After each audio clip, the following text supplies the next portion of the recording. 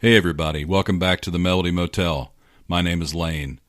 Thanks for listening. On this episode, I'm trying something new again. I'm going to be talking to somebody about their favorite band for the entire show and playing some favorite hits and deep cuts. On this episode, I've got Ryan Mason from the All Night Drive-In Picture Show, who happens to be one of my oldest and dearest friends. And we're talking about his favorite band, the Black Crowes. We've listened to them together over the years, we've seen them together, we've got some good memories, and we're going to talk about it. This turned into a long show, I won't lie to you. I thought about dividing it into two separate episodes, but you know, if you can't listen to the whole thing in one sitting, just stop it and then pick up where you left off the next day or whenever you get back to it. I think it's actually longer than your typical Black Crowes concert, for that matter. So I hope you like it. Settle in with Ryan and I as we talk the Black Crowes on the Melody Motel.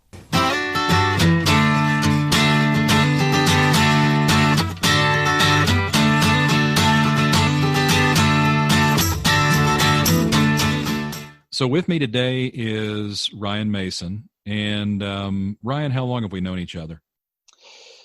Wow. So I worked at Trax Records starting in 94. So since 1994, I guess. Okay. Yeah.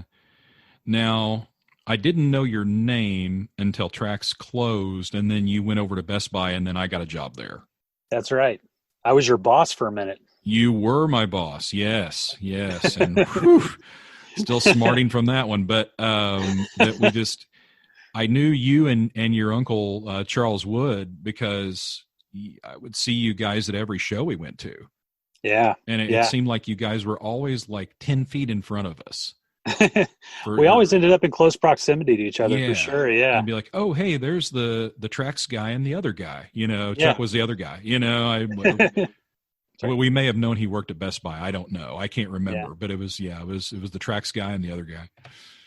Well, it seems like it was fate that we all ended up knowing each other just because, you know, we did see each other everywhere. So why not get to know each other? Yeah, you know? exactly. Yeah. And we ended up working together, and we met your buddy Jason Baldwin, became friends with him. And sure. Now I've got a big circle of friends that we all know and share. So it's been great. Yeah. It's been good knowing you, Lane. Yeah. And yeah. It sounds like I'm dying. Okay. So do you remember the first time we hung out? Ah, man, do I? Did we go to a movie? We did. Yeah. What was it? Leaving Las Vegas. That's right. Okay. Yeah. That feel good movie of the year. Yeah. It was a laugh a minute. You had invited me to go to see Seven before that. Oh, okay. And I turned you down because another feel good movie. Yeah, right. I had already seen it, and that wasn't why I didn't go. It was because I wasn't sure if I would like you. No, it was because that movie horrified me. I mean, the head in the box was just too much. At the time, I just couldn't deal with it, and I was afraid that like you thought I didn't like you because I didn't go to C7 with you. So I was glad when you asked me to go to another movie so I could. Oh, that's cool. That was one of the first movie experiences I recall where I sat there in stunned silence for probably half of the credit sequence afterward. Just like, what did I just see? You know? Yeah. And so, I can definitely understand being horrified from it because it's a pretty intense movie. Mm-hmm. So we hung out and we went to a lot of shows together: Indianapolis, Cincinnati, Bloomington, Louisville, Chicago, you name it. We were all over the map. I think you got married. Yeah. Did you get married? I think you got married before I did. Yeah. And then I moved out of the area. So, you know, for the last 15 years or so, we haven't seen as much of each other in person, but luckily we still keep in touch and now practically talk just about every day, which is very fun. And I'm glad we do. We do. Yeah. It's one of the highlights of my day to talk to Ryan and to our circle of friends. What do you do with yourself when you're not talking to me? How do you spend your time? I go to work, which we don't talk about. And then I've got a wife and two kids. My son Dylan is 14. He'll be 15 in September. My daughter Marley is 11. We live in the small town of New Whiteland, Indiana, which is about 20 minutes south of Indianapolis. Mm-hmm. And I co-host a podcast with Chuck, my uncle that you had mentioned previously. Uh-huh. We have a show called the All Night Drive-In Picture Show, and it's a podcast that celebrates drive-in culture, and we cover a movie a week, sometimes 2 movies, a double feature. And then we have one episode a month called The Short Reel, where we talk about pretty much anything we want related to movies. So if we don't cover a movie that you would see at a drive-in, maybe we cover something obscure, or we talk about some sort of current event situation revolving around movies. So it's a fun show. We try to keep it light, keep it fun. We really tear the movies down bit by bit and talk about what we love and don't love about them, and try to treat every movie fairly. You drive-in movies, I mean, a lot of them are just really stupid movies, but there's always something to enjoy or something to critique about them. So do a little bit of both of those. So I think that's one thing that really, it hasn't surprised me, because I knew you guys would treat everything that you talked about with some degree of respect, but how much depth you guys find in a movie that most people would consider to just be B-movie trash, Right. And your goal is not to make fun of it at all. I mean, that would be a pretty boring show if all you guys did was just pick some easy target dumb movie and make fun of it. But that's not what you guys do at all. You take a movie that a lot of people would think was dumb, and you show us the artistry involved in it. One thing that Chuck says a lot in our shows, and he says it in several episodes, making movies is hard.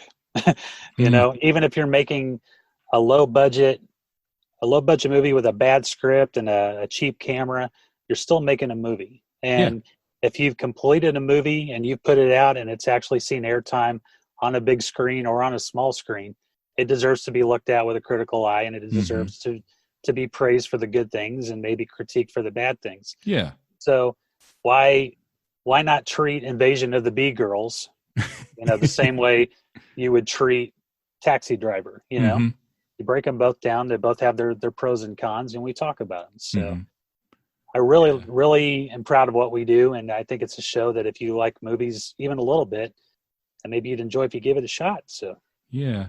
And that's, I was going to say that you guys don't love everything, No. if it's a bad movie, you'll say it. Oh yeah. But you're going to give it its fair day in court. And I think that's one of the best things about the show. Well, thank you. And you guys are funny. I mean, even if I didn't know you, I think I would still think you were funny. Oh, thanks. I think, it's hard to distance myself. I mean, I know we share a sense of humor, so obviously I'm going to find your show funny. But I think even if I didn't know you, I'd think your show is funny. And I think I would also appreciate the quality. Yeah. Because you put you guys, a lot of effort into it. You do. Yeah, you guys work hard on it. You put a lot of hours in, and it doesn't sound like two tin cans in a string either. Right. Well, there are plenty of plug and play podcasts out there, people that just turn on a mic and start talking and turn it off when they're done. And, right. I enjoy some of those shows, just as much as I enjoy something with a lot of production value. But the ones that really put in a lot of production value and make each show sound like, what they're doing is important to them, those are the shows I seem to identify with a lot. And I know Chuck feels the same way. Mm-hmm. And Chuck does the majority of the production of the show, and he does a wonderful job. And I'm proud of the content. I'm proud of the production. Mm-hmm. I even love what I call our title card, which is basically our logo for the show that was created by our buddy Jason Baldwin, the sign master. Who created the logo for the Melody Motel also. Yeah, he did. Yeah, he's a whiz. He's a genius. That's great. He does incredible work, and he did it for free, and I can't thank him enough for that. So he did yours for free? Oh, was I not supposed to say that? Holy shit. Sorry, Baldwin. Checks in the mail, buddy. Oh, man. Anyway.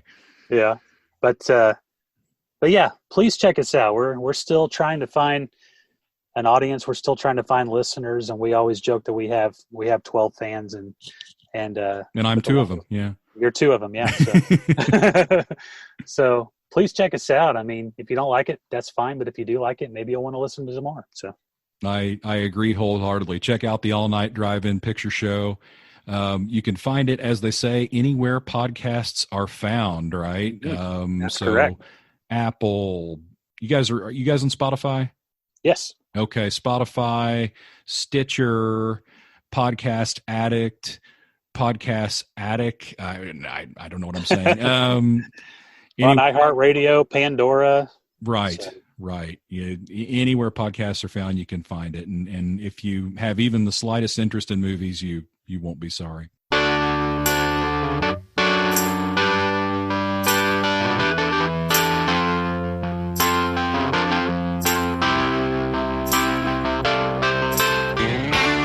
All right. Okay. So the Black Crowes, I chose to talk to you about them because I know that they're your favorite band and they have been for a long time. And so you're going to kind of be my expert here. I may put you on Okay. the spot a little bit and test your Black Crowes bona fides. Oof. No, Okay. not really. We'll just talk. It'll be fine. So Okay. I hope I haven't forgotten too much. Exactly. You've forgotten more than most people know. Maybe. Yeah. In preparation for this, I did something that I had never gotten around to doing, and I went back and watched a little bit of the Mr. Crow's Garden footage on YouTube, which was their band before they became the Black Crowes. Have you ever seen any of that stuff? No, I didn't even know that was on there. Yeah, they've got a bunch of it. They've got, I think it's all pretty much drawn from live recordings. Maybe not, but they've got one whole almost an hour show. Oh, wow. That's just like somebody shooting in the club with a camcorder. Yeah. And then they've got there may be some stuff they recorded on there too. Does Rich look like Anthony Michael Hall in that video? He does. He does. Yeah. I've seen pictures and like little clips of video from them in that era, and I thought he looked a lot like Anthony Michael Hall. He does. He has the curly mop, and Yeah. almost everybody, if not everybody in the band, is wearing what I call the Peter Buck look. Yeah. Yeah, they all have the white button down shirt, and Gorman has, and he's drumming, which is the hottest job on stage, I would think, and he's got the white button down plus a blazer on over the top of that. He's always been the best dressed of the group. Oh yeah, he is a sartorial king, yeah. But I had heard that they were very REM influenced, and you can definitely hear that. It's like kind of a fast, sweaty, just like keep them dancing. Almost like a country punk kind of thing, almost. Yeah. So when Gorman said that they were highly influenced by REM at the beginning, and Mr. Crow's Garden was borrowed liberally from REM, I couldn't imagine it, considering what the Black Crowes were and who their influences are. So that's unusual. I'm anxious to hear that. Yeah. There was another song on there too, and I wish I had written down the title, and I would have to write it down because my memory is non-existent, but it was a demo, and it was an acoustic demo, and it was real bluesy. And I'm not sure at what point they started to transition into that stuff, but it was real bluesy, and Chris's voice is really pretty deep and growly on it. Really? For him to be so young. Yeah. Huh. So it's interesting to listen to. Yeah, I'll check that out. Yeah. I'm glad you pointed that out to me. Sure. We can look at some of these questions. And for the listeners, full disclosure, I did let Ryan know a little bit about what I was going to be asking him here because I don't like to get caught in a jackpot. Yeah, exactly. Yeah, me neither. So, so I thought we could talk about our first memories of listening to the Crowes and your first impression of them. Okay, well, the Crowes, when they came out, it was sort of at the height of hair metal, and I was really into hair metal at the time. I really enjoyed the music, and I thought the videos were, even back then, I thought the videos were just ridiculous, and that they acted ridiculous in all the videos. And I thought that they were just, a lot of those bands were just trying so hard to be cool, and God bless them. I mean, it's got to be hard to be a signed musician with videos on the air and struggle to look cool in them, But So are we talking about the hair metal bands here? Like they were yeah, the the hair ones that you metal felt bands. like were trying to look cool? Uh-huh. Yeah, I thought they were trying real hard to look cool. And then, so one morning I was getting up for school, getting ready to go to high school, and I was watching MTV, which I always did. That's about the only channel I watched in that era, just 24/7, no matter what was on, even like Club MTV and crap I cared nothing about, I'd still watch it.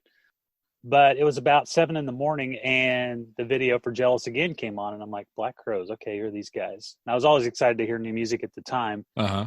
but I was expecting it to be another hair metal band. And when it came on, I was blown away. It's like, man, these guys, they don't even look like they're trying to be cool. They're just cool, Yeah. Yeah. And I was transfixed. Like I stopped what I was doing and sat down and watched the video and loved the song from the get-go. My first impression, I think it's just because of the timbre of his voice back then, was that I felt like it was like Billy Squier fronting the Rolling Stones. Oh, wow. Because, the tone of his voice and the tone of Billy Squier's voice were pretty similar in that era. Oh, wow. Yeah, I never even thought of that. You're right. Yeah. Yeah. So I thought, well, this is great. This is not hair metal, and it's a nice change of pace, and they're just like nobody else that MTV's playing right now. And I think by the time the second video came out, I'd already bought Shake Your Moneymaker at Coconuts Records in Greenwood, which is a short-lived chain that was in Greenwood, Indiana at one point. I was at a Coconuts yesterday. Oh, really? Yes, there is. There's still a Coconuts in Evansville. No kidding. Yes, oh, wow. It's between the, I think, now defunct Toys R Us and the now defunct Chuck E. Cheese. Oh, man. So you've got like the death of childhood on either side, and then Coconuts. And the last gasp of childhood. Yeah, exactly. They have like they have vinyl is the reason why I go there. Oh, that's awesome. And I had no idea that chain still existed. It's still there. It's like vinyl, DVDs, CDs, and then fandom stuff, Funko Pops and that kind of thing. But anyway, you bought Shake Your Moneymaker at Coconuts? I did, yeah. I bought it probably a couple weeks after after seeing the video. And I had to, I didn't have a job just yet, so I was doing some chores to get the money together so I could buy it. But it was well worth it. It's still a great album. It definitely sounds like a first album, but then again, it also sounds more mature than a lot of people's first albums too. A lot of bands' first albums. So yeah, they from the get-go, they had my attention. So yeah. I didn't have MTV at home. I got to go watch MTV at my grandma's about once a week. Yeah. So I'm sure I saw the video there, but I first heard them on the radio, and I thought that the DJs were saying Black Rose.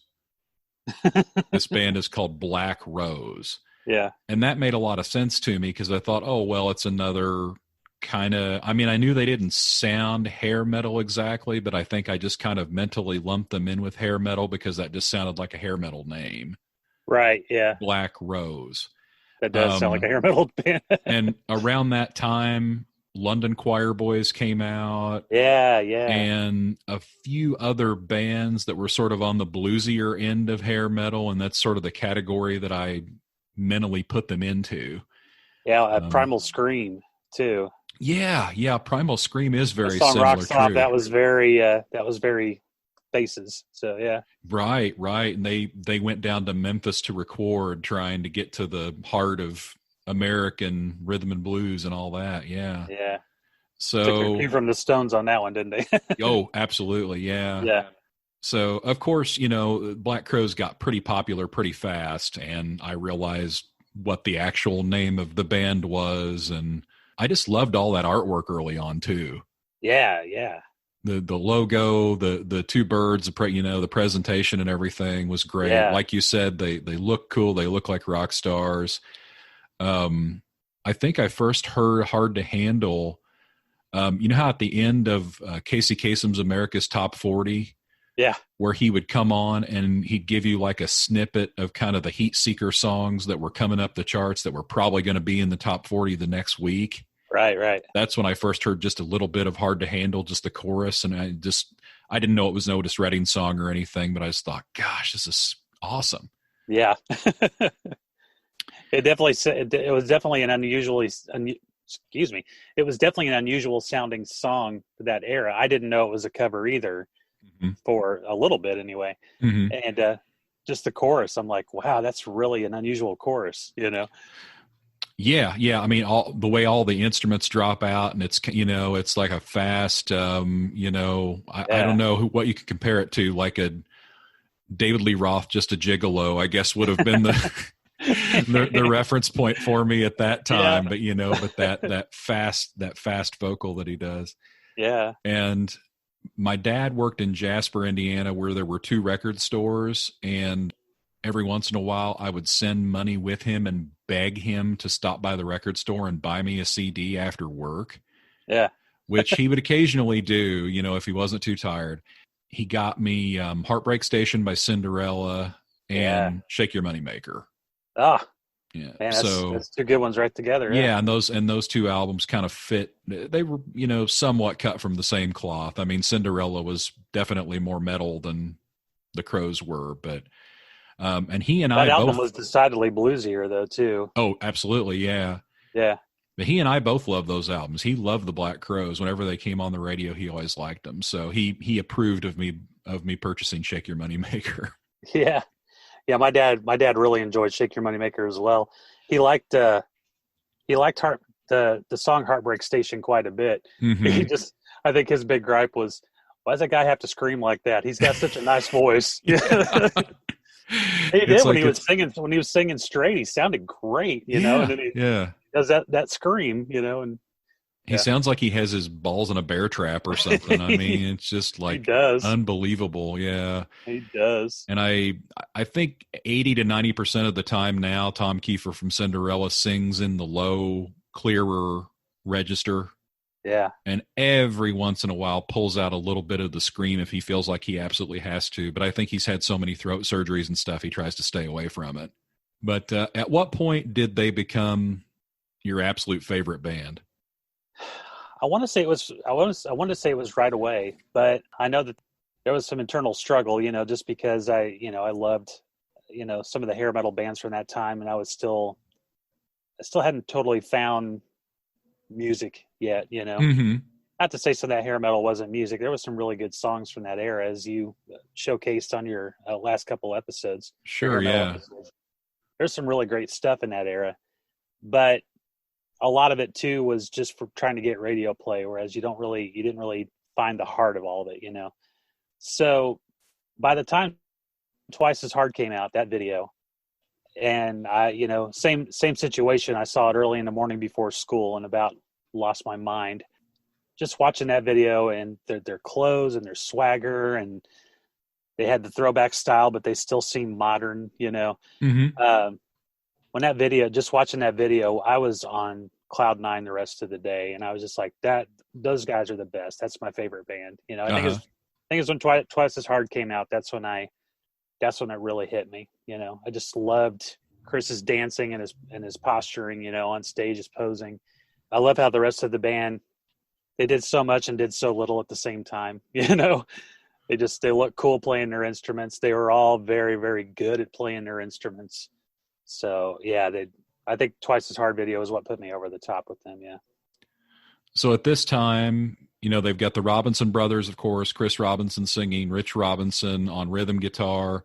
Yeah. Was he considered the rhythm guitarist and Jeff Cease the lead, or was it I think Rich is, delineated? yeah, I think Rich has always been considered the rhythm guitarist, Uh-huh. though when you get to like the By Your Side and the Lions era, from what I understand, he played most of the leads on those, Mm-hmm. and then whichever guitarist they had working with him at the time, Oddly Farid, I believe, was around that era. Live he could pick up the slack, but I think on those albums, Rich did most of the playing. But he's always been billed as the rhythm guitarist. Right. So, yeah. So Jeff Cease was the lead guitar player who left the band after the first album and became a lawyer, right? Yeah, yeah. I guess he was a lawyer for quite a while, and then lately I heard he's back to playing as like a touring guitarist. He played for that country singer Eric Church for a Okay. while. I'm glad he's playing again. He's a really good guitar player. Yeah. He sang some of those high high harmonies on Shake Your Money Maker as well. So he had a good voice too. Mm-hmm. And Johnny Colt was the bass player, and he went on to play with Train, right? Yeah. Yeah. God, I love Train, don't you? Yeah. They're so Actually, good. you know what? Forget it. We're not even going to talk about the Black Crowes. Let's just talk about Train. I love songs that mention soy lattes in them. So yeah. Oh, really? Is that most of their songs? I mean, do they have? Is that like a thing with them? Like it's like, okay, we got to throw in the soy latte. He throws in stupid references like that in a lot of their songs. I've only ever heard their radio songs, but that song "Drops of Jupiter," he says the best soy latte that you've ever had. Oh, okay. For Christ's sake, man. maybe they've moved on to some other beverage or food item now. But then Johnny Colt, yeah, he stayed in the band then for another few albums, didn't he? He did, yeah. He was there through. I think he left after Three Snakes, if I'm not mistaken. And then they brought on Andy Hess for a while, who went on to join Government Mule. Mm-hmm. And then after that, I think that's when Sven Pippian took over and he wrote out the remainder of the band with him. Now that's a good name, Sven Pippian. That is. And he's a cool guy too, man. Yeah, he seems like it. Yeah. For those of you that aren't familiar who are listening, the Black Crowes have had a lot of lineups. Yes. They've had a lot of people in the band. You know, you've got the nucleus, which is the Robinson brothers, and then the drummer who we mentioned earlier because of his excellent dress sense, Steve Gorman, who's rock solid drummer, now a podcast host, and wrote a tell-all book about the Black Crowes, which we might touch on some. But those three guys are the constants, and then after that, it changes constantly. Yeah.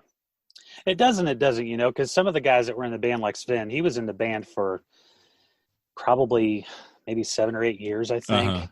Yeah. Any diehard Crowes fans that are listening to this, if I get the timeline wrong, I'm sorry. The Crowes fans are a picky bunch, so Oh, are they really? Are they like are they like the Dylanologists and the Beatle bums or whatever they're called? Kind of. I flirted with the Crowes message boards at one point, and I was like, no way.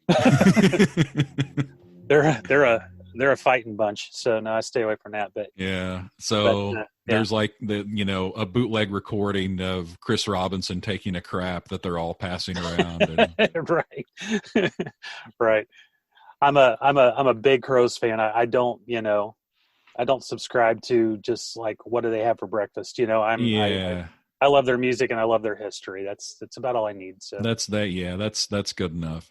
Yeah. So since we're talking about that first album, I'm going to play one of my favorites, and it's side 1, track 1, first album, Twice as Hard.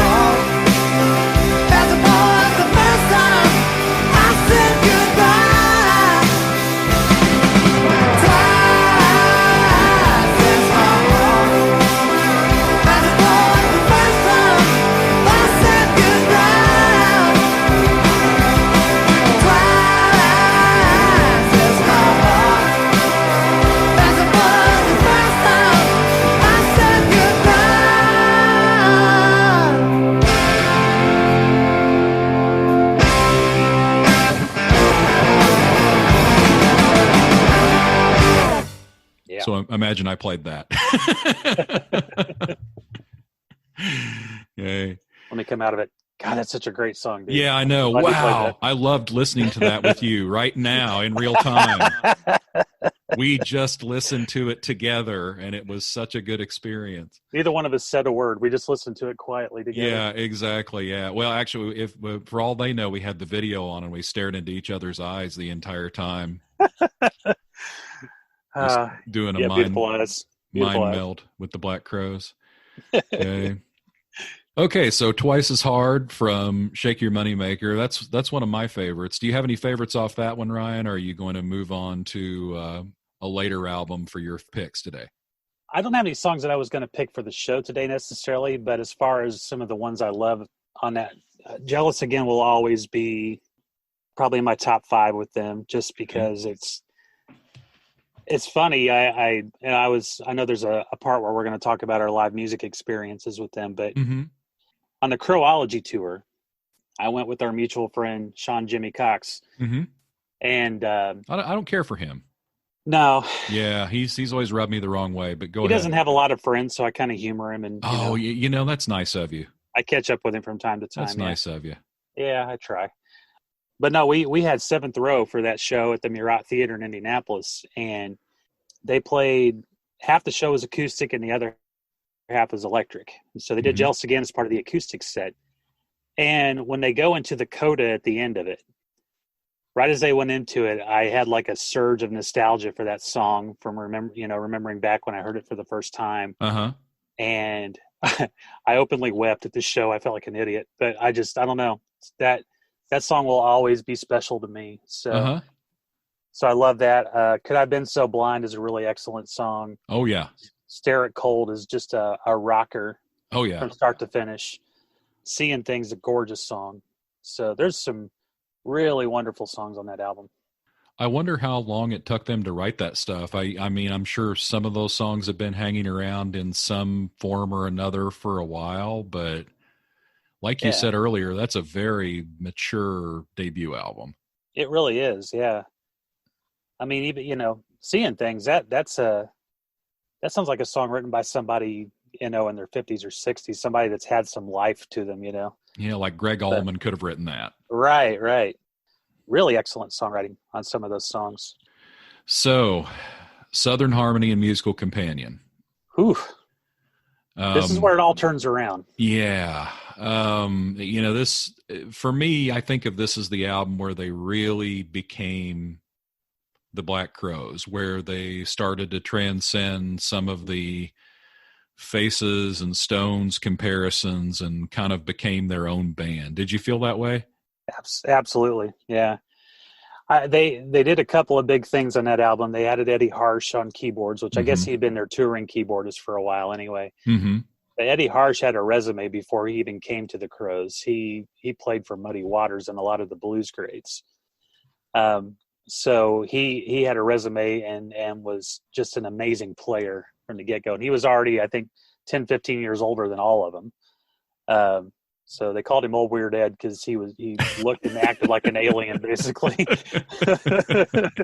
He was the only member of the Crowes that I ever got close to off stage. I guess it was at Deer Creek. Was that the Horde tour? May have been. He was standing off at the top of the pavilion watching, and then we kind of swarmed him, I think. Yeah. I don't know if I was with you, though. Oh, really? Okay. I don't know if we knew each other yet or not. Oh. I thought we did, because I know some of the people that were with me were from Best Buy. So what year would that have been? 95, 96, maybe. Okay. Yeah. So it's debatable whether we knew each other, but that's how I don't think I spoke to him, but I just walked close to him and just took him in, Yeah. In that creepy way I have. He kind of looked like an Iggy Pop that had been left in the dryer too long, Yeah. He's just so tall. He looked like he was 8 foot tall when I got close to him, and just all hunched over. He looked like a character from the Dark Crystal. You're right, he does. But he had a friendly aura around him. I mean, Yeah, he didn't have like that "I'm a rock star, get away from me" look that guys like that sometimes do when yeah. they decide to come out and wander through the crowd. But yeah, I mean, he seemed approachable. Did you talk to him then?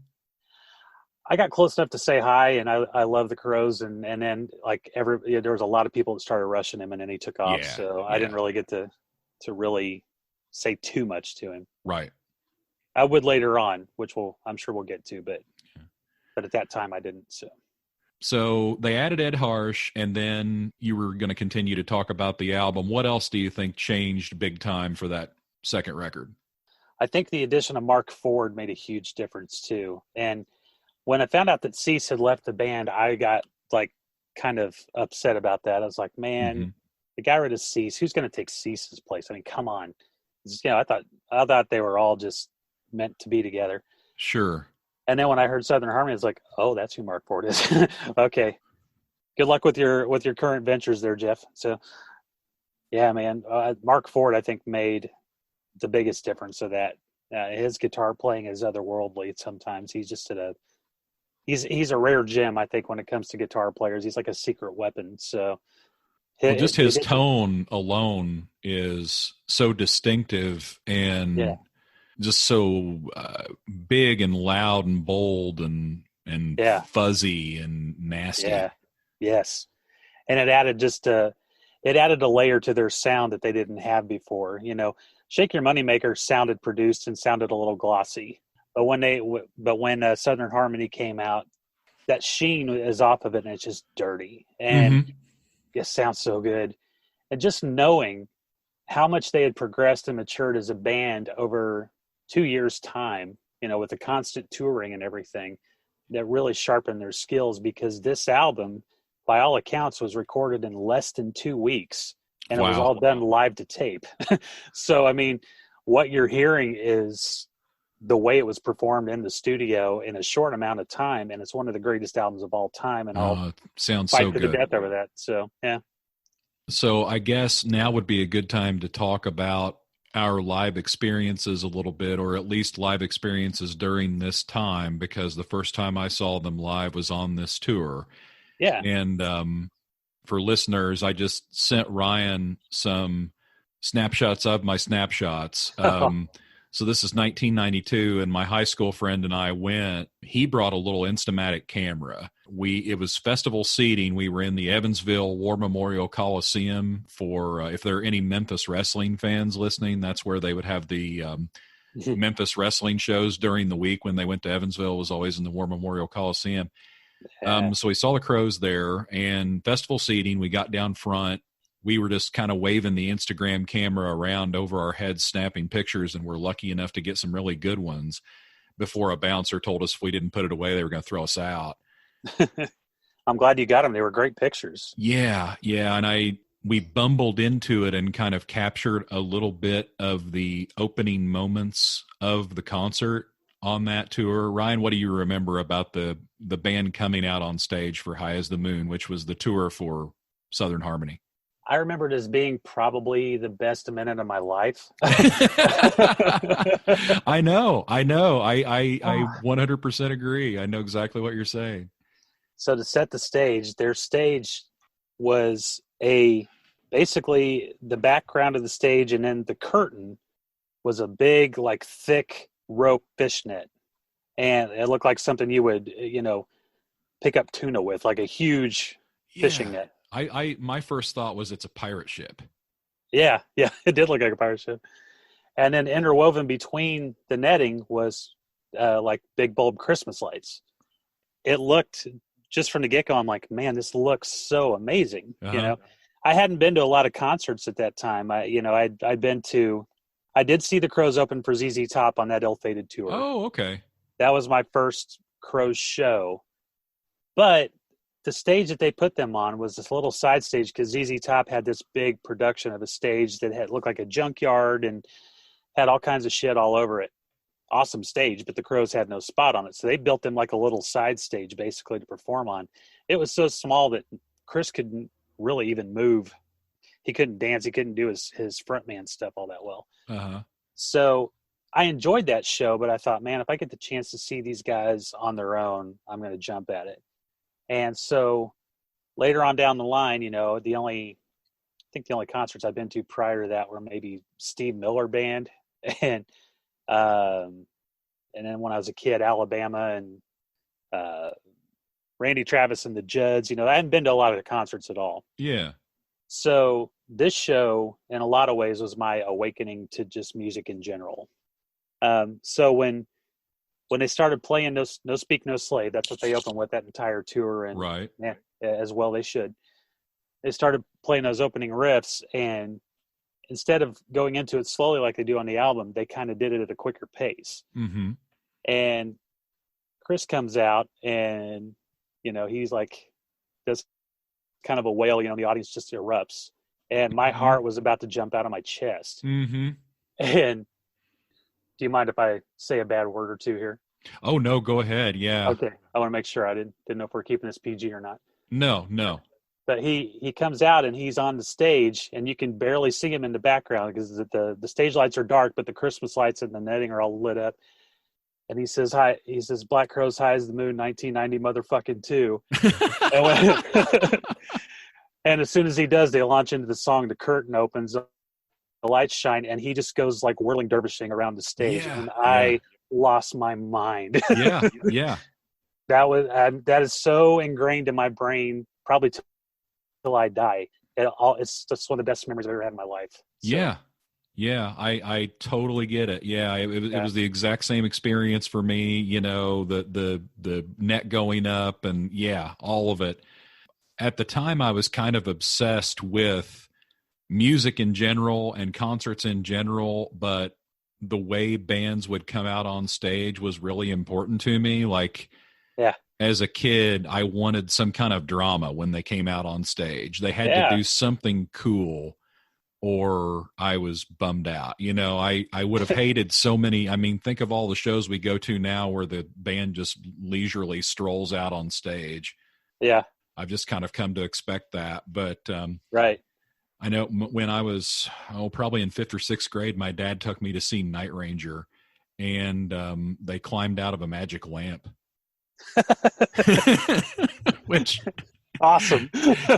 even at the time, it was kind of corny, but at the same time it was cool, and you had Kiss, would always emerge in, flames and explosions and, launching up into the air on these big risers and all that sort of thing, I mean, the band needed to do something cool, but that is the best intro to a show I've ever seen, and I don't think anything will top that. Oh, I don't either. There's just something about the combination of that music and those visuals and the timing.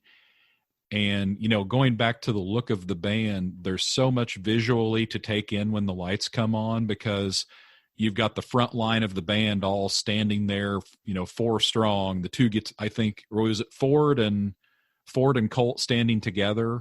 Yeah. And then Chris and then Rich on the other side. And they look amazing. I mean, they look every bit as cool as the Stones did in their heyday. Yeah, and there's the stage floor was covered in like Oriental rugs, and their backdrop, they had like an Uncle Sam crow with a joint in his mouth, and the High as the Moon, like the High as the Moon wording looked like something from the Fillmore posters back in the 60s. Yeah. The entire presentation. And, it looks so amazing, but it probably cost maybe a couple grand to put together. And it was just the best looking stage I've ever seen still. Even with the theatrics, like the ZZ Top stage, like I said, looked like a giant junkyard. And I saw U2 on the Achtung Baby tour, and their stage was just colossus. It was a massive stage with TV screens and everything. That's all awesome. It's a great spectacle. It's great to look at. Those shows were both amazing shows. Mm-hmm. Something about that, just that little thing that they did at the Murat Theater or for that tour, it stands out so much more to me than the rest of that stuff does. Mm-hmm. Definitely. Well, let's hear that. There are some good live recordings of No Speak No Slave. So is that are you going to talk about your favorite Crows song? Do you have a favorite Crows song? Is it No Speak No Slave? Did I let the crow out of the bag here? that is not my favorite Crow song ever, but it is my favorite one on this album. It's always a toss-up between this and my morning song as to which one I like the best. Oh, yeah. Because my morning song, the way it builds at the end there into that crescendo, it's just, oh, God, it's like an orgasm. It is. Yeah. I mean, that's what it's a gospel orgasm too, which is very conflicting. It's very troubling. Yeah. It makes you want to go to confession or something. But, yeah. But there's not a song on this album I don't like. You know, this album from top to bottom it's one of the greatest of all time. And I dare anyone to challenge me on that. Cause if you haven't heard this album, even if you don't think you're a Black Crowes fan, I would urge you to listen to this album and try not to like it. You know, it's just unbelievable. Well, I was going to ask you if you thought that it was Head and Shoulders their best album. I think you kind of answered that question. I go back and forth between this one and Amorica, but you know, I think to be fair, I think Southern Harmony is their best album. There are a couple of things about Amorica that set me back, like the song P25 London. I knew you were going to say that. I was listening to that earlier. It's like, oh yeah, Ryan hates this song, doesn't he? I've never liked that song. I still don't like it. And I would replace it with a number of songs that they did, you know, B-sides and songs off of Tall, which was their album that they ditched in that era. I would replace it with a number of different songs that they recorded in that era, but that and maybe just a couple of really nitpicky things make me think that Southern Harmony is definitely a better album. So yeah, I would say that's their best. All right, let's listen to No Speak No Slave live from the High as the Moon tour 1992 on the Melody Motel.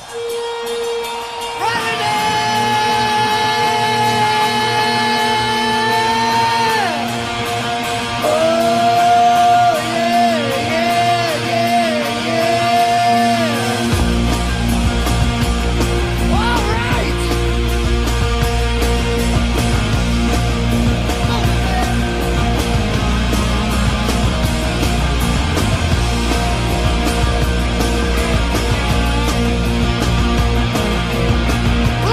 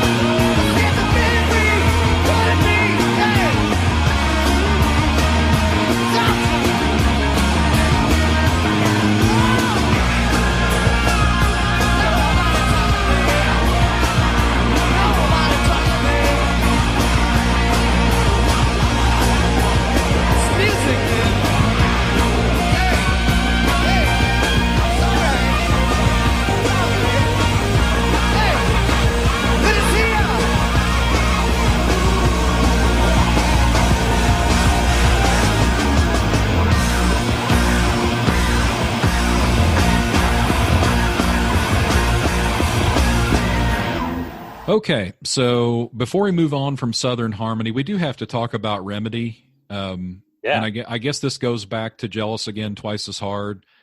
Black Crowes songs, and maybe this is one of the big keys to their success, but their singles always sound fucking great on the radio.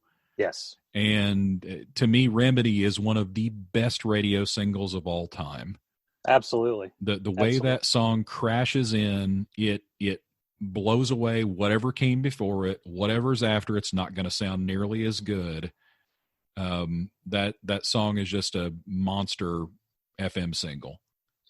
You know what's funny about Remedy too? One of the songs that I picked for one of my songs for today's show, was a B-side called "Word You Throw Away," which was on the Hotel Illness single, international single. I don't think it was on the American single, but anyway,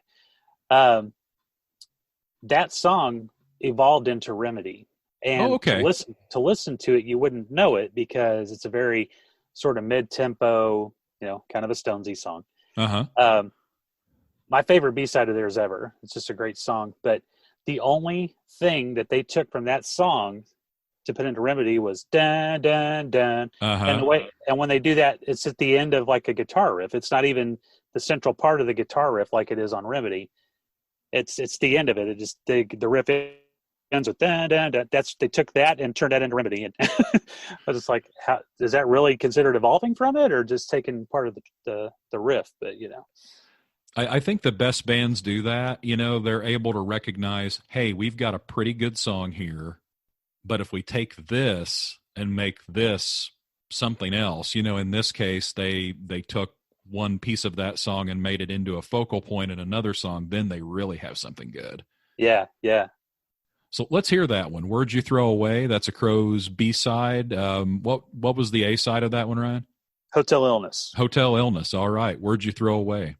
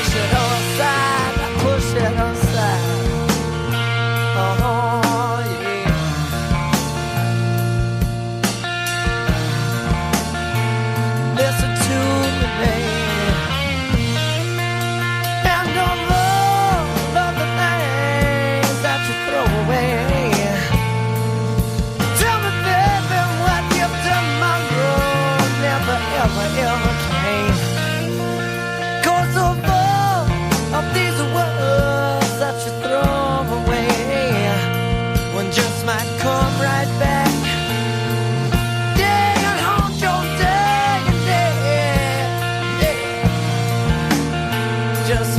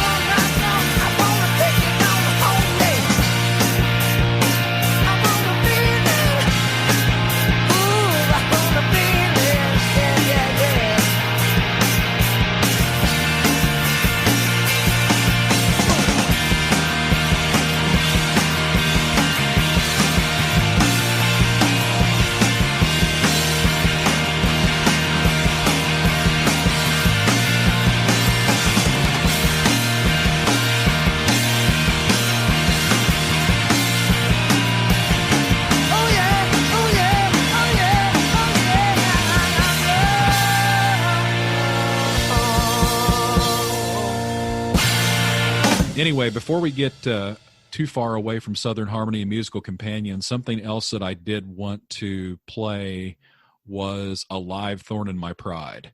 Okay. Because the Thorn in My Pride jam, I think, becomes a real focal point or centerpiece of every Crows live show that I've ever been to from that point out. Yeah. Whenever they start playing the opening chords of Thorn in My Pride, it's like, oh, settle in. Here we go. Exactly. Yeah. It's going to be a 10 or 15 minute thing. Yeah. Yeah. But there are lots of great versions of it out there. But the one that I am going to play, I believe, is from Virginia from 2014. So here's a live Thorn in My Pride.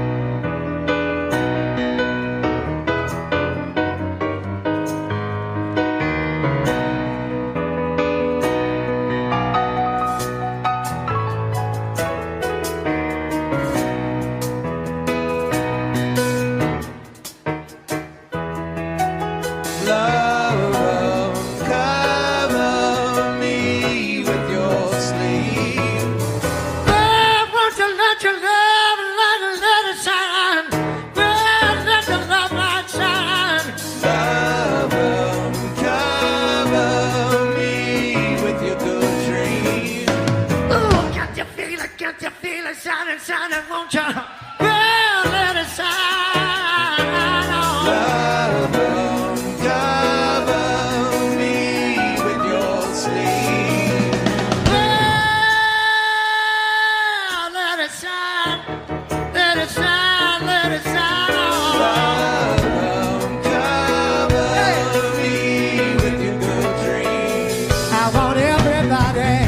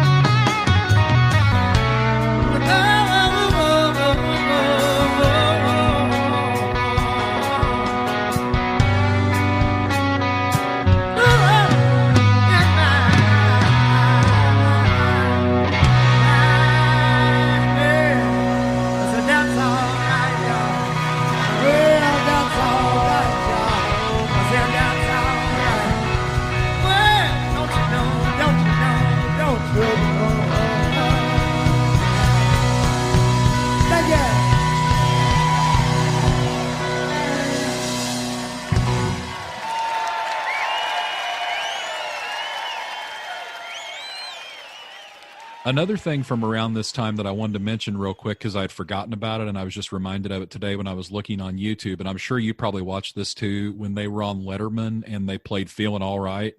Yeah. I was working at Mr. D's grocery store at the time, and I had forgotten to set up the VCR to record that. I was working night stock. It was right out of high school. So they had a little, I don't know, 13-inch television in the break room, and with bunny ears on it. And they did not get CBS very well on that television. And I struggled with the antenna to try to watch it.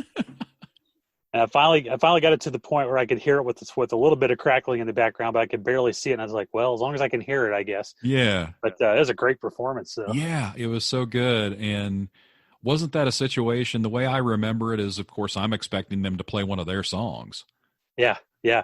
And then they come out and play that, because it's just like, that's what they wanted to play that night, and yeah, that was one of the first times I remember a band that big doing something like that on live TV. Bands would usually pretty much toe the line. Okay, we got to promote the record, we got to promote the single, whatever. But they felt like playing that song, and that's what they did.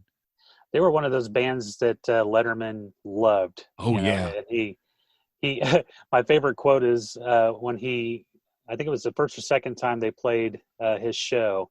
First time they played on the old NBC late night show, and it was just Chris and Rich and I think Gorman, and they played with the Schaefer's band. Yeah. But then I think the first time they were on the Late Show when he moved over to CBS, he said they're the kind of band that turns over the dump and takes home the waitress. Yeah. I was like, man, there's nothing more. No other way to describe them more perfectly than that. So that's great. Yeah. I think Melody Maker called them the world's most rock and roll band. I always like that one too. Yeah. I put a quote down too. And this is on the Crow's website right now. And it was a Rolling Stone description of them. And it says, no, this was a description of Shake Your Money Maker from the review of it. And it said, a guitar party cracker that marries Southern R&B crunch and Anglo cock strutting attitude. Jesus. Yeah.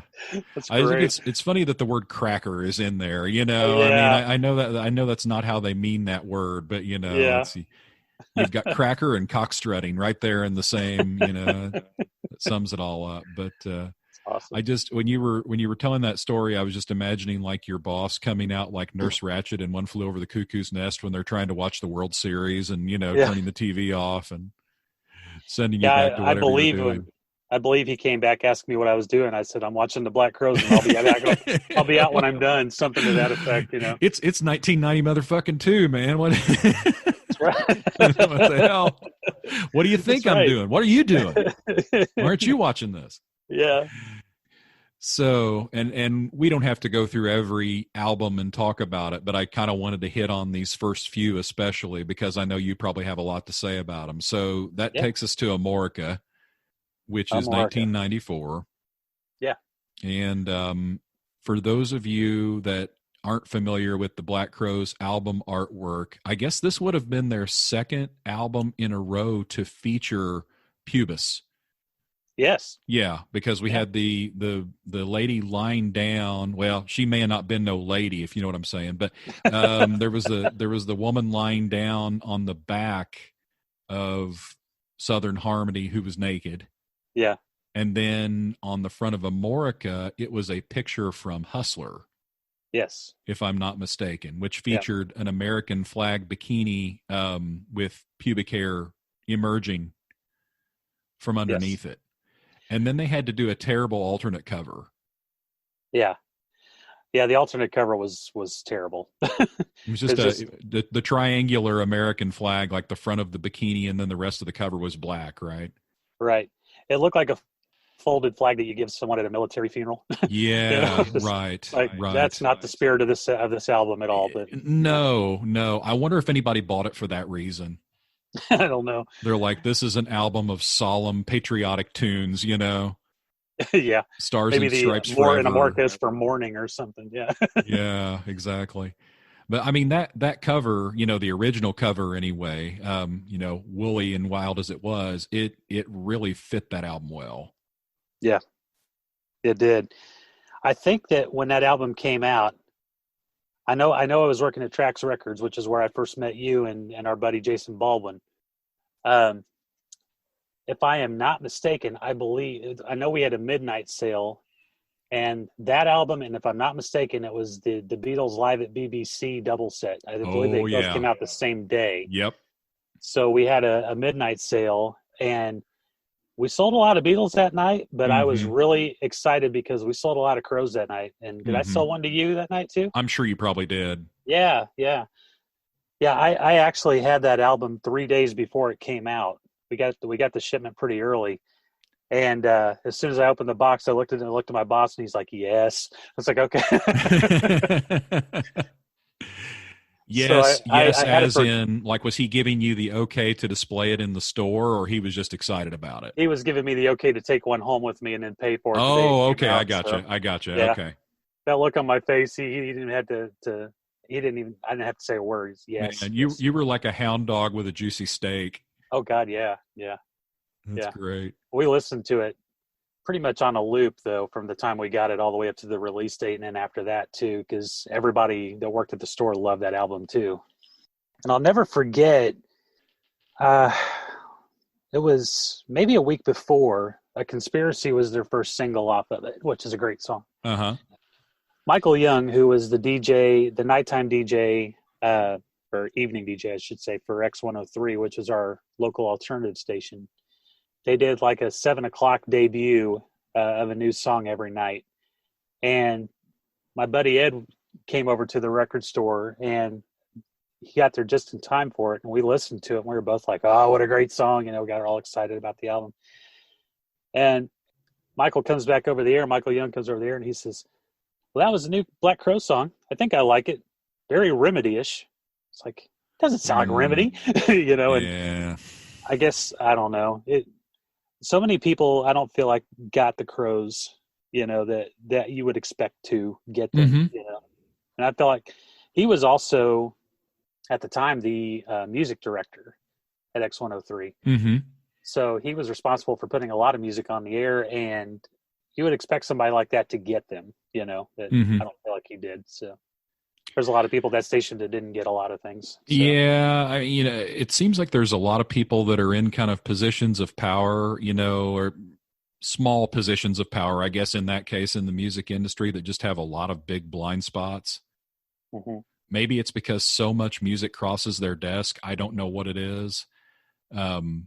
At least back then, that's the way it worked. Now it's nothing like that. But, Right. maybe, if they don't get a good first impression of a band, they just write them off, and then they're too rigid to ever really come back to them. Yeah. Yeah. Well, I mean, you don't have to love certain types of music to get into certain bands too. You don't have to be a classic rock fan to enjoy the Black Crowes. They kind of embodied their own spirit. A lot of people wrote them off as Faces. That we've already covered this, but wrote them off as Faces or Rolling Stones clones or Allman Brothers clones or whatever. And they were none of the sort. I mean, they took a lot of those influences, but they made their own sound, I feel like. And it got to the point where if I heard a song of theirs that I didn't know it was them, I knew it was them when I heard it. So if you can tell a band, if you can tell by the music it's a certain band, like AC/DC, they've got their own sound. If you can tell just by a few chords who that band is without even hearing the lead singer, then you've got your sound. And I feel like they did have their own sound. Yeah, I think you're right. They had a tradition of putting the single as track 2. I think the first single. I mean, and Remedy, Conspiracy, Good Friday. Yeah. They were all kind of a mid-tempo type of song, I guess. I guess is maybe where he got that. But if you actually sit down and listen to the songs back to back to back, they don't sound like each other. No, not at all. And as far as bands sounding like other bands go, I mean, I love power pop, but there's a million power pop bands that only exist because they can sound like the Beatles. Right. Or because they can sound like the Beach Boys or the Kinks or whoever. And they get plenty of critical acclaim for just recreating something from the 60s. Yeah. But the Crowes just got shit on over and over again for that. And I don't get it. Yeah. I don't either. And even the bands of the 90s and the grunge movement, I mean, they took a lot of their cues from punk music, from Neil Young, from, Black Sabbath. So it's not like any of those bands were 100% original either. No. There are very few bands that came out of that era. I want to say Nine Inch Nails might be the exception to where they almost created their own sound. But then again, they took a lot of their cues from Depeche Mode and from Ministry and from some of the 80s synth bands too. So it's not like they were 100% original either, and Bowie, they took a lot from Bowie. So yeah. My favorite quote about that is Petty when Chili Peppers had that song called, I think it was Danny California. Yeah. That sounded like Mary Jane's Last Dance. And, everybody wanted him to sue them and stuff. And he said, a lot of rock and roll songs sound alike. Yeah. which was probably Tom Petty speak for, I don't need any more money. He said something similar about the Strokes last night because like American Girl. He was like, I see it as a high compliment. It's a good song. I was like, all right.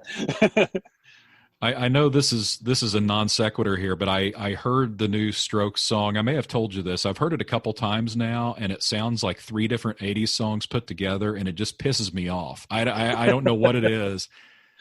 I don't know if it's because it sounds like those other songs or just it's because it's the Strokes and they piss me off. I don't know, but when I hear it, it just makes me angry. But those guys always were just so punchable looking, Yeah, maybe that's it. Yeah, it's like rich private school boys playing at punk rock or something. But yeah. Anyway, so Amorica, I mean, it's not radically different in sound from Southern Harmony, but it's just maybe a step grittier, a step funkier, or a step more psychedelic in some ways. Yeah. I feel like I got a little more adventurous than Southern Harmony. It took a lot of the great cues from Southern Harmony and then added some drugs to it. So yeah. A lot of drugs. Yeah. I mean, I don't remember the history very well, despite having read Gorman's book not very long ago, but this was when heroin came into the band, right? Heroin and cocaine, I believe so. Apparently Chris did a lot of cocaine in this time period. And it sounds like the only real teetotaler of the band is Rich, and he I think that has a lot to do with why they don't get along, aside from both of them just being kind of assholes. Yeah. Didn't they make some kind of joke about his drug being lasagna or something? He got a little chubby there for a minute. I mean, he was never like an obese man or anything, but I mean, compared to his brother, for example, I mean, he got a little stockier.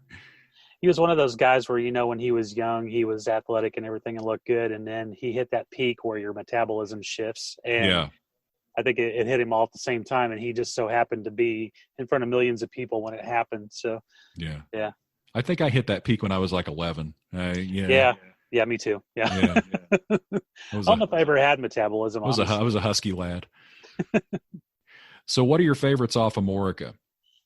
Amorica is the home of my favorite song of all time, which is Wiser Time, and that's the song I put on here. Wiser Time. I sometimes I wonder why it's my favorite song of all time, because Windfall by Sunbolt exists, and I struggle with which one's my favorite song of all time. Pretty much every time I hear either one of them. But as far as the Black Crowes' all-time favorites concerned, this is the one. The pedal steel, the way it kicks in with the drum beat, the cowbell. I love the cowbell in it. The organ solo, the guitar solo, the lyrics, the harmonies, just everything about this song to me is perfect. So I absolutely love it. And you're really not alone. I mean, it's become a staple for them that they always, I mean, maybe not always, but they tend to nearly always play it live. Yeah. Unlike a lot of this album. Yeah. Which you're not as likely to hear, like Page 25 London. Yeah. I assume that stands for Page. It's P something. Something. Yeah. Yeah. I don't care what it stands for. It stands for Perturbs Ryan. Yeah.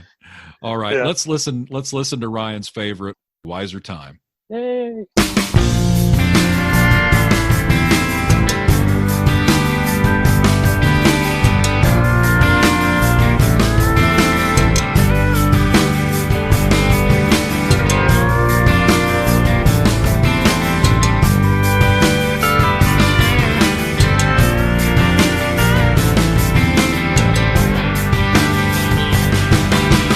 No time left now for change.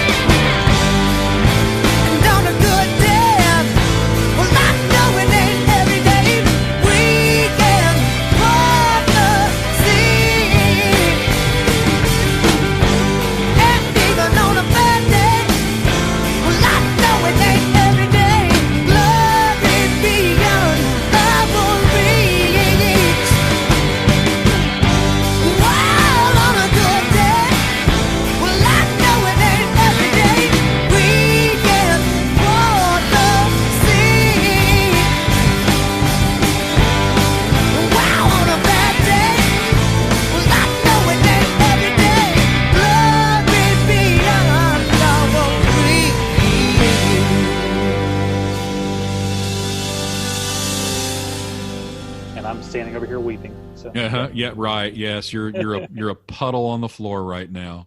right.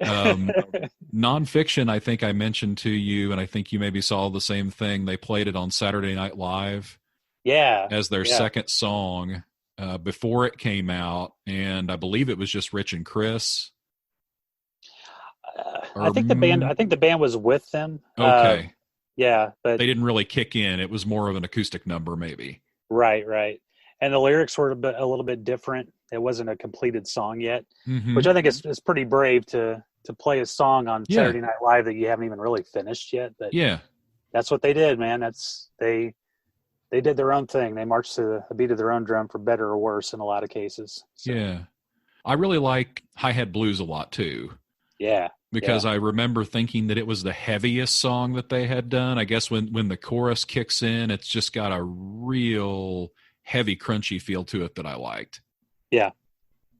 It's a really, really cool song, and it's the first song on that album that when I got to, it was like, okay, that's really different for them, Mm-hmm. And which, they were experimental a lot over the years, and it got to the point where I wasn't surprised when they changed courses, except for maybe when they did Before the Frost Until the Freeze, and they did a disco song. That really threw me off, which is a great song, but I just did not expect that from the Black Crowes. Yeah. But aside from that, I mean, that was the first time they really went unusual, All right, so we both picked some favorites and some deep cuts, so I kind of want to veer off the path of going through the albums and play some more of these songs. I guess I'll go next. Since nobody went first, I'll go next. That's your show, man. I was an only child, can you tell? I think I'm going to throw you a curveball here. This is one from the Lost Crows. I know a lot of that stuff was on the scrapped album that you mentioned earlier, Tall. I'm not sure if this was one of those songs. Yeah. But I like this one a lot. I'm going to play it. Dirty Hair Halo. Yeah.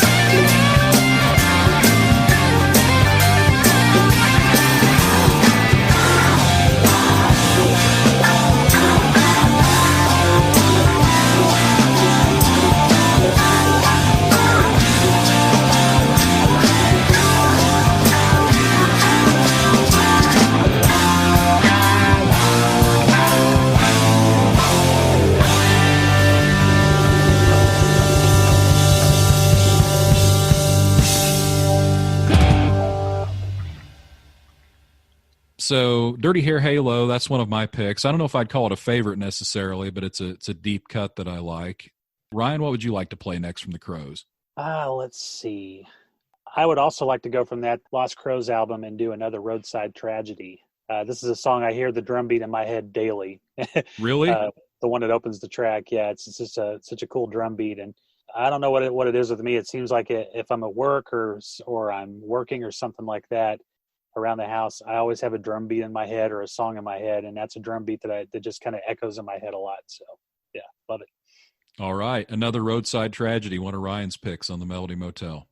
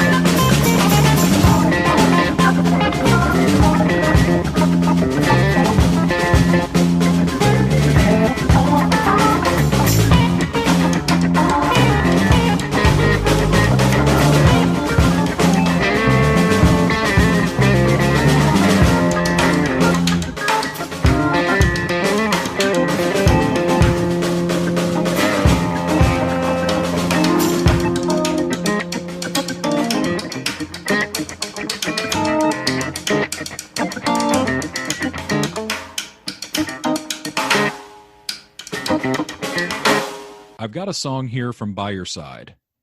Okay. And I have, this is another live memory of the Crows. And I know you and I went to this show together. We went to Pierre's in Fort Wayne. What?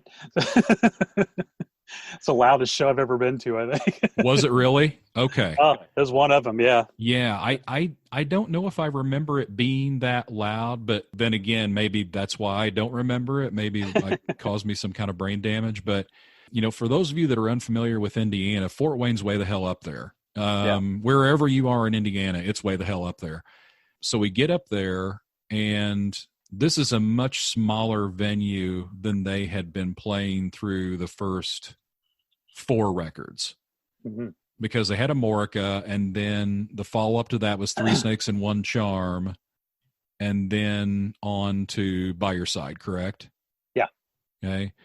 So, smaller venue, different direction musically for the band. They wanted to put out something that was more radio-friendly. Yeah. And I still wonder if it was them that wanted to put out something more radio-friendly, or if the record company was, because they had switched over to... They switched over to Columbia at that point, and I think Columbia was wanting something more radio-friendly. So, yeah. So we get there, and I remember we're just walking in as the first song begins, which is Remedy. Yeah. And that's fine. That's fine that they opened up with that song, but something about them choosing that for the opener just didn't sit very well with me, I guess. That's an encore song? Yeah, maybe that's what it was. I just felt like, well, that's not a very imaginative choice, I guess. I mean, when you compare that to the kind of thing we talked about earlier with No Speak, No Slave, it's a pretty big difference. Plus this is a small club. They don't have any kind of production or anything. They look a little bit different at this point. Chris has cut his hair. It's just all around a little bit more generic presentation, I would say. Is that unfair to say? No, I think that's accurate. Yeah. I mean, do you think that's the low point of their career? In my eyes, it is. Yeah. Yeah. I mean, they come off of 4 of my favorite albums of all time, and then they do that, which is not a bad album. It's not a bad album at all. It's got some really great songs. The title track is a great song. Virtue and Vice is a great song that they still play live. Welcome to the Good Times is a great song. So they got a couple of straight up rockers on there. Go Faster, which was a single, is a really good rocker, and Kicking My Heart Around was another single. That's a good rocker. But overall, it felt like they were digressing as a band by doing that album, and like it almost like a cash in a way. And I don't think they were cashing in. I think they were under pressure. Right. But it's funny too, because you mentioned that Pierre show. Like a week later, I saw them at the Murat Egyptian Room, which is in the same building as the Murat Theater, but it's a separate room, which is standing room. And that night, I was working at a radio station at the time, and I had just left the radio station to go to another job. And my going away present from one of the guys at the station was backstage passes. Oh, yeah. Yeah. Not backstage, but a meet and greet, basically. There's basically an area at the end of a stairwell that you could go to meet the band and whatever, But do you want me to go and tell this now? Or go ahead. Yeah, I want to hear this. Okay. So I get to the stairwell, and I can see that they've got the band set up in like a half moon shape, and you just go right down the line, say hi to them, have them sign something, and they tried to get you in and out as quickly as possible, because I don't think any of the band members really wanted to be there, though they were all very nice to people, except for maybe Chris, but, legendary asshole. But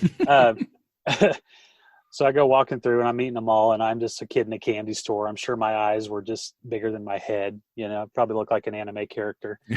And I'm going through, and I'm telling them all, I'm just gushing over all of them, and I get to Chris, and Chris is standing there, and he had been on stage. He had been wearing a big, like, furry, bushy white coat. I think it's the same one he's wearing on the album cover. And he was wearing a hat with a feather in it, and wearing all white. Just he looked like he stepped right off the album cover, basically. And during the show, somebody had thrown a pair of sunglasses or a shoe or something at him, and he challenged a guy to a fight after the show. And I was like, oh, great. The night I get to meet my favorite band, and he's already pissed off, So I was expecting him to be in a bad mood, and I may not have been wrong. I don't know, but he also looked like he was high as a kite when I got back there too. Yeah. But for some reason, I thought he was really tall. But when I stood in front of him, he looked like he was pretty short, and I couldn't tell if he wasn't standing up straight or if he was just kind of hunched over, wanting to get this whole thing over with. But I get to him and I say everything that's been on my mind for the past 10 years, basically. Yeah. And he goes, "Thank you, man." He signs my T-shirt and my ticket stub, and I move on down the line. And it was just like, well, at least I told him everything I felt, Yeah. So, yeah. But then we get to the end, and the last person in line is Steve Gorman, and he's the nicest of all of them. And I think he heard me talking to Chris, and he knew I was a huge fan, and he could tell that I was a little. He could tell I was a little disappointed at the reaction I got from Chris, and maybe not something a little more warm, Yeah. So I get to him, and I have him sign my shirt, and the shirt that I had him sign was my High as the Moon shirt that I got on the tour, and it's a naked woman painted up like an American flag, and it's an illustration. It's not like a real naked woman, but it's very graphic in detail. And I had them all sign that, and I get to him, and he goes, "This is my favorite shirt that this band has ever put out." Oh, cool. I said, "Mine too." He goes, "It's so cool looking." He said, "The woman's built well." He's like, "I love." And one thing I noticed about him is he is really tall. Like, I think he's 6'3" or 6'4", so he was taller than me. And he's like, "It's such a great shirt." And I signed it. He said, "Man, thank you for coming out. It's really nice to meet you." I was like, "It's nice to meet you too, Steve." I was like, I've always wanted to meet you guys, and this is like a dream for me." And he says, "It's like, well, thanks for coming out, man. We really appreciate it. Thanks for being a fan." And I was like, "Oh, thank you. So I'm walking out, and I kind of turn back, and I look back at him. He's looking at me, and he waves. I was like, it's like a Mean Joe Green moment or something, Oh, man, that's great. I'm so glad you got to have that experience. I've always had such a fondness for him after that. I mean, I liked him before, but after that, it was just like I was more interested in what Steve Gorman was doing and the brothers were, a lot of the time. And I got to meet him again. It's been a few years ago. He's got a side band. Well, it's his main band now called Trigger Hippie. And at the time, Trigger Hippie was comprised of him and Joan Osborne and what's his name? He was actually in the Black Crowes for a tour.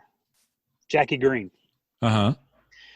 And really great show. Saw him at the Vogue nightclub in Broad Ripple in Indianapolis.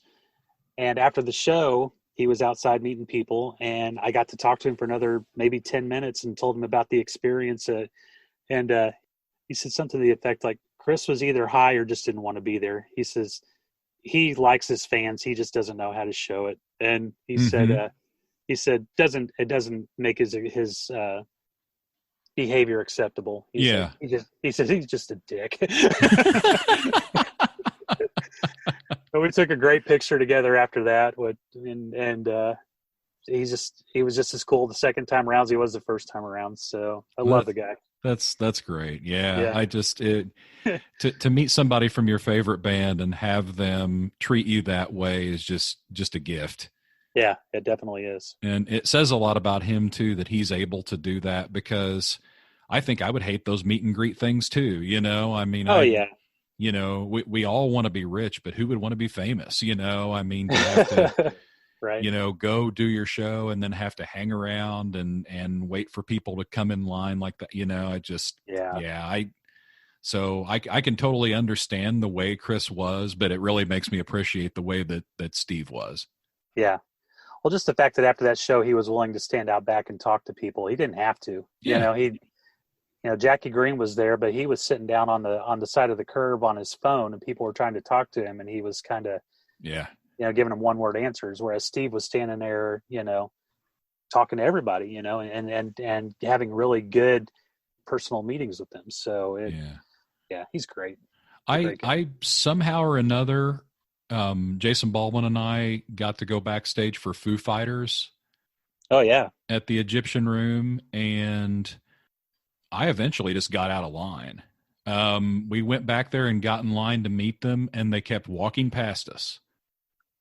Over and over again. They'd walk past us, they'd go somewhere, they'd walk past us again, and, people in the line are like, hey, Dave, or hey, Pat Smear, or, Right. whatever.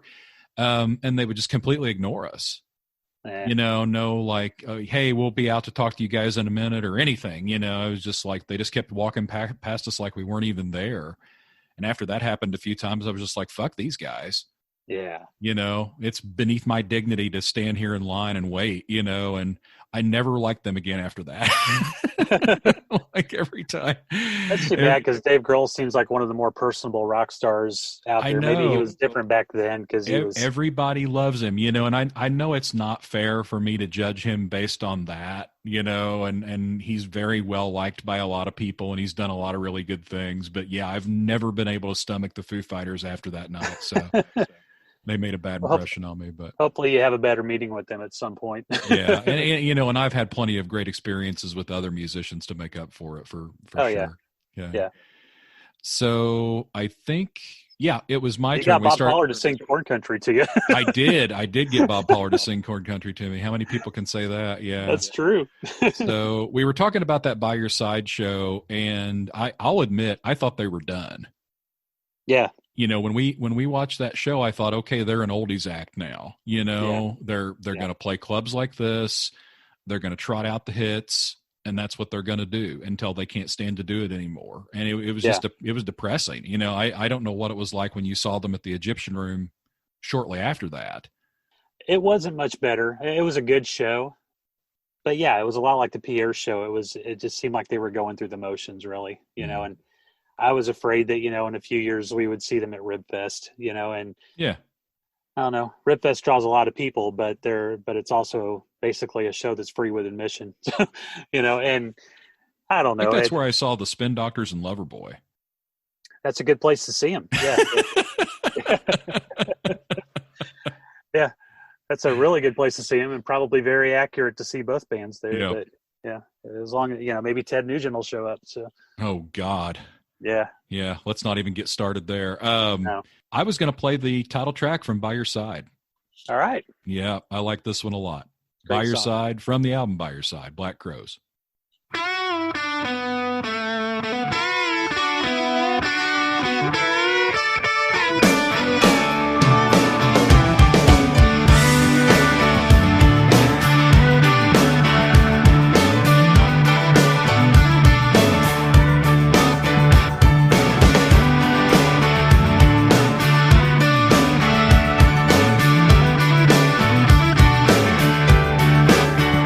When you're lost, then I am found. When you slip, I hold my ground. When I fall, please take a bow. Yeah, and when you're up, just remember I am down. Who's down? Get it.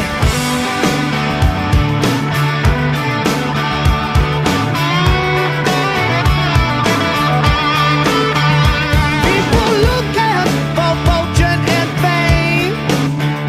They don't know that it's all the same. It's like any other game. You know there's a loser, but it's alright. When you feel your heart is breaking, and all your friends are faking. When it's giving and no taking, I will be by your side.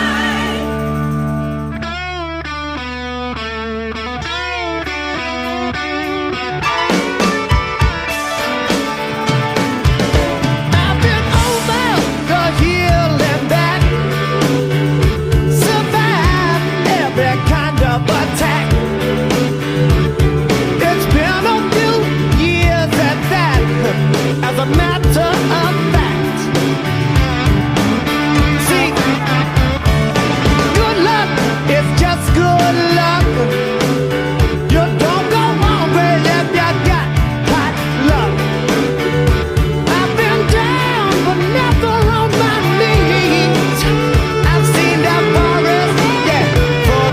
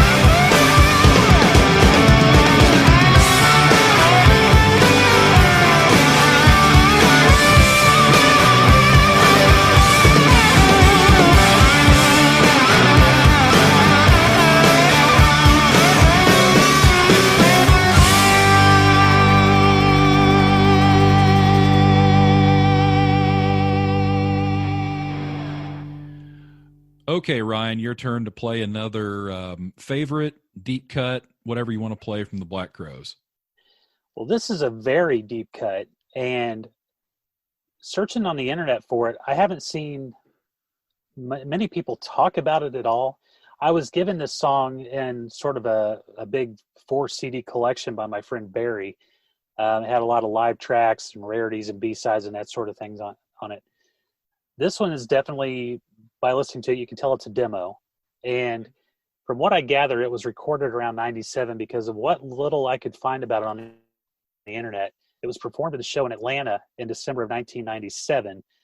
And that set list was very eclectic and had a lot of different stuff on it, which kind of blows my mind considering that is around the By Your Side era when they had totally backtracked on their career.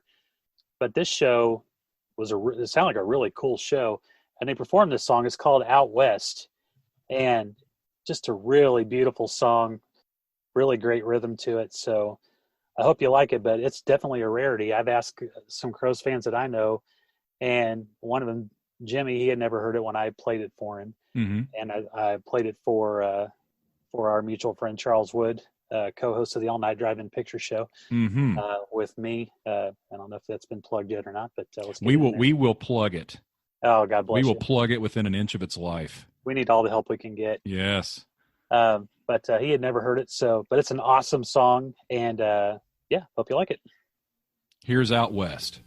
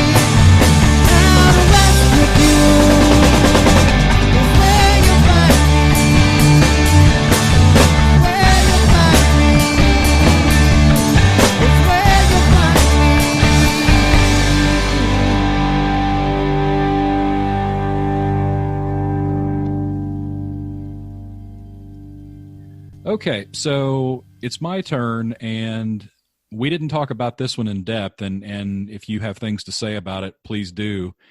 But Three Snakes and One Charm, great album. Yeah. 4th album from the Black Crowes. And what year was that? That was 95. Okay. Let's see. Morka was 94, so it'd be 96. Yeah. 96. And I had a hard time picking my favorite song on it. There were two that I was going back and forth on. Do you have a favorite off that one? It seems like I go back to Nebuchadnezzar a lot. Okay. Which is a song I picked for the show. But Nebuchadnezzar, it's just a fun song. I love it, you know. Great riff. Really great riff.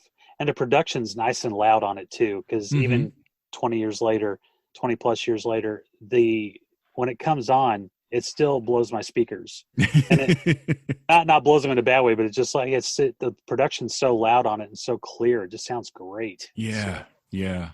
Well, let's play a couple then from that album, Three Snakes and One Charm. Let's play Ryan's pick first, actually. I think that's out of order, but that's okay. Let's play Nebuchadnezzar, and then we'll come back with mine. Like I said, I was trying to pick between two. I love the single Good Friday. Yeah. I think that's a fantastic song. And I also love kind of a poppy, melancholy song on there called Better When You're Not Alone. So not as many people have heard that one probably. So I'll go with Better When You're Not Alone. So 2 in a row from Three Snakes and One Charm.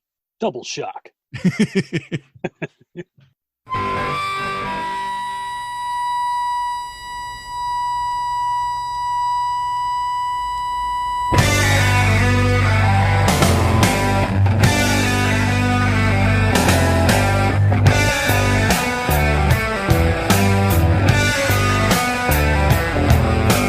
Nebuchadnezzar never knew. He left his needle outside in the rain and it rusted through.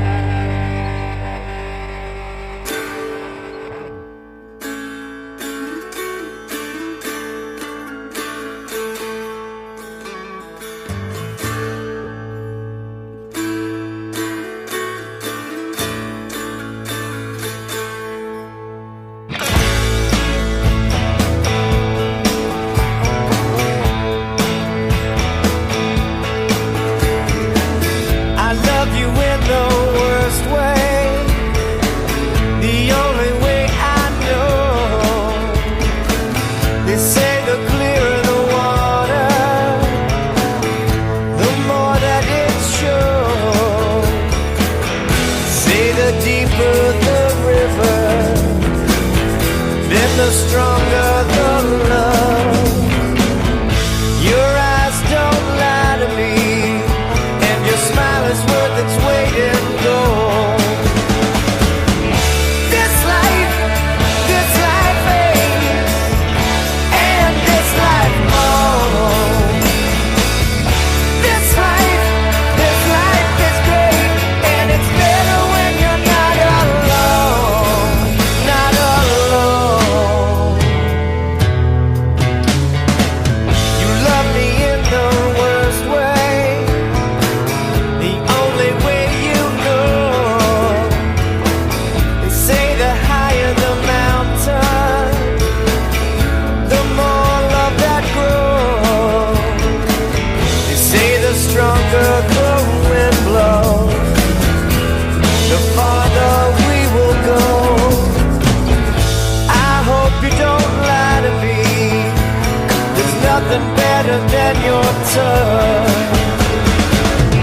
This life fades, and this life moans. This life is great, and it's better when you're not alone, not alone.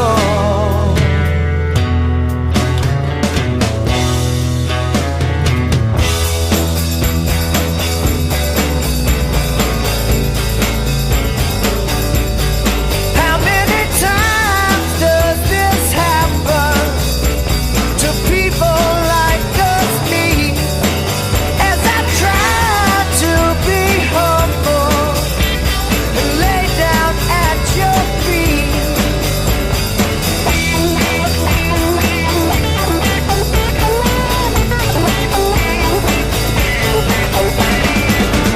This life fades, and this life goes.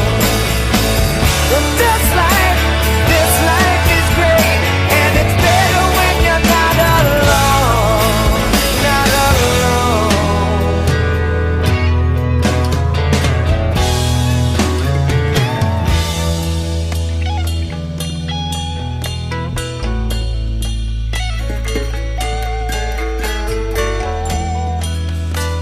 Better when you're not alone.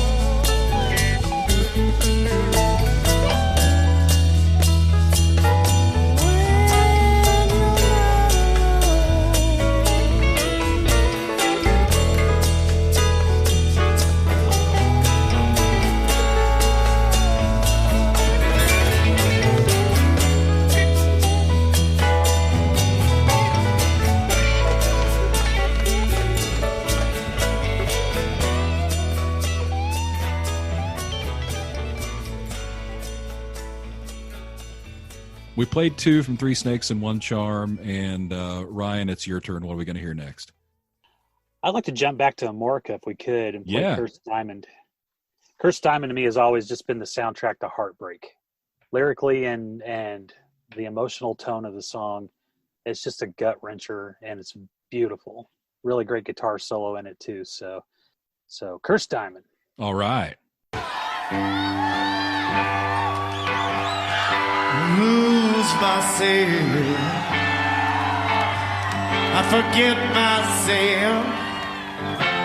Sometimes I fall myself. Yes, and I might find myself, but then I make amends.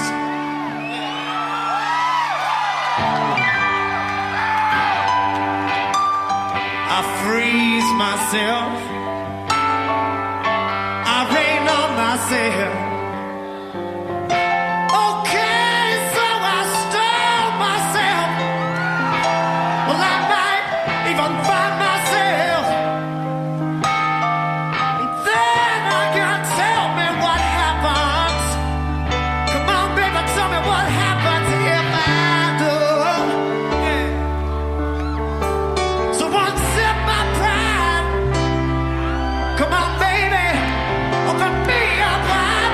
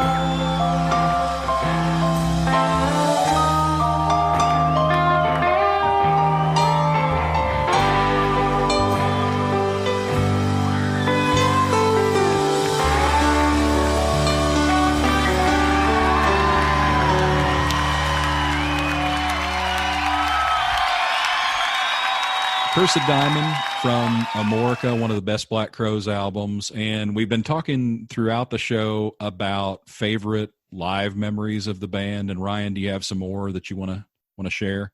Yeah, so definitely High as the Moon was the ultimate concert experience I have with the Black Crowes, or anyone for that matter.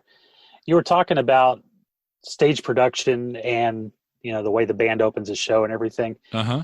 It's kind of funny because the next time I would see them was on the Amorica or a Bus tour. And I think that's, as we discussed, that's when the drugs started to kick in.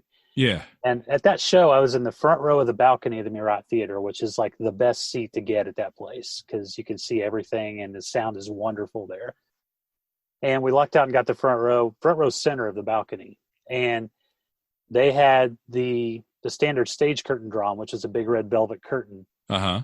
And I thought, oh man, what's behind that curtain? I was so excited. And strippers. Yeah.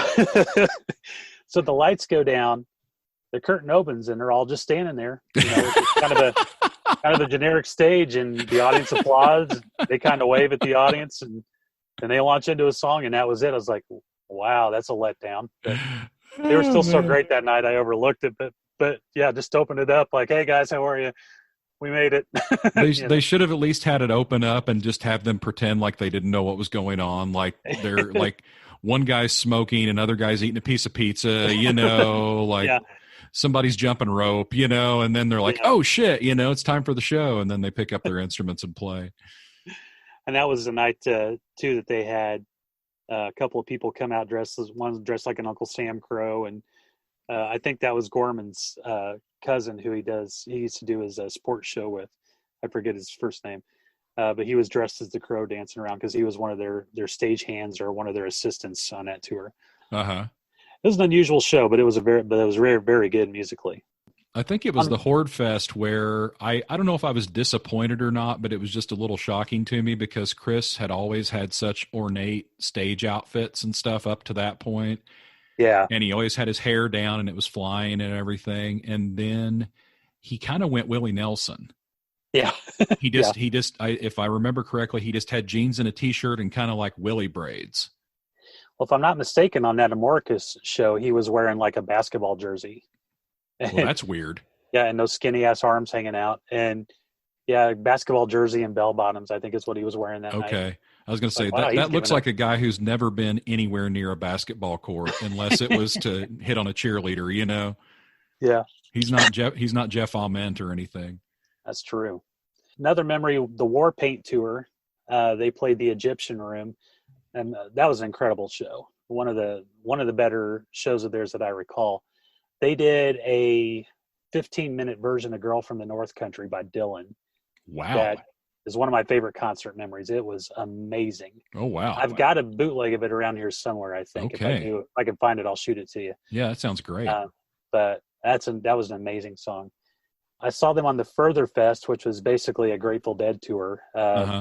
Bob Weir and Rat Dog were on that tour, and Mickey Hart's Drum Explosion or whatever it's called. They were on Planet Drum.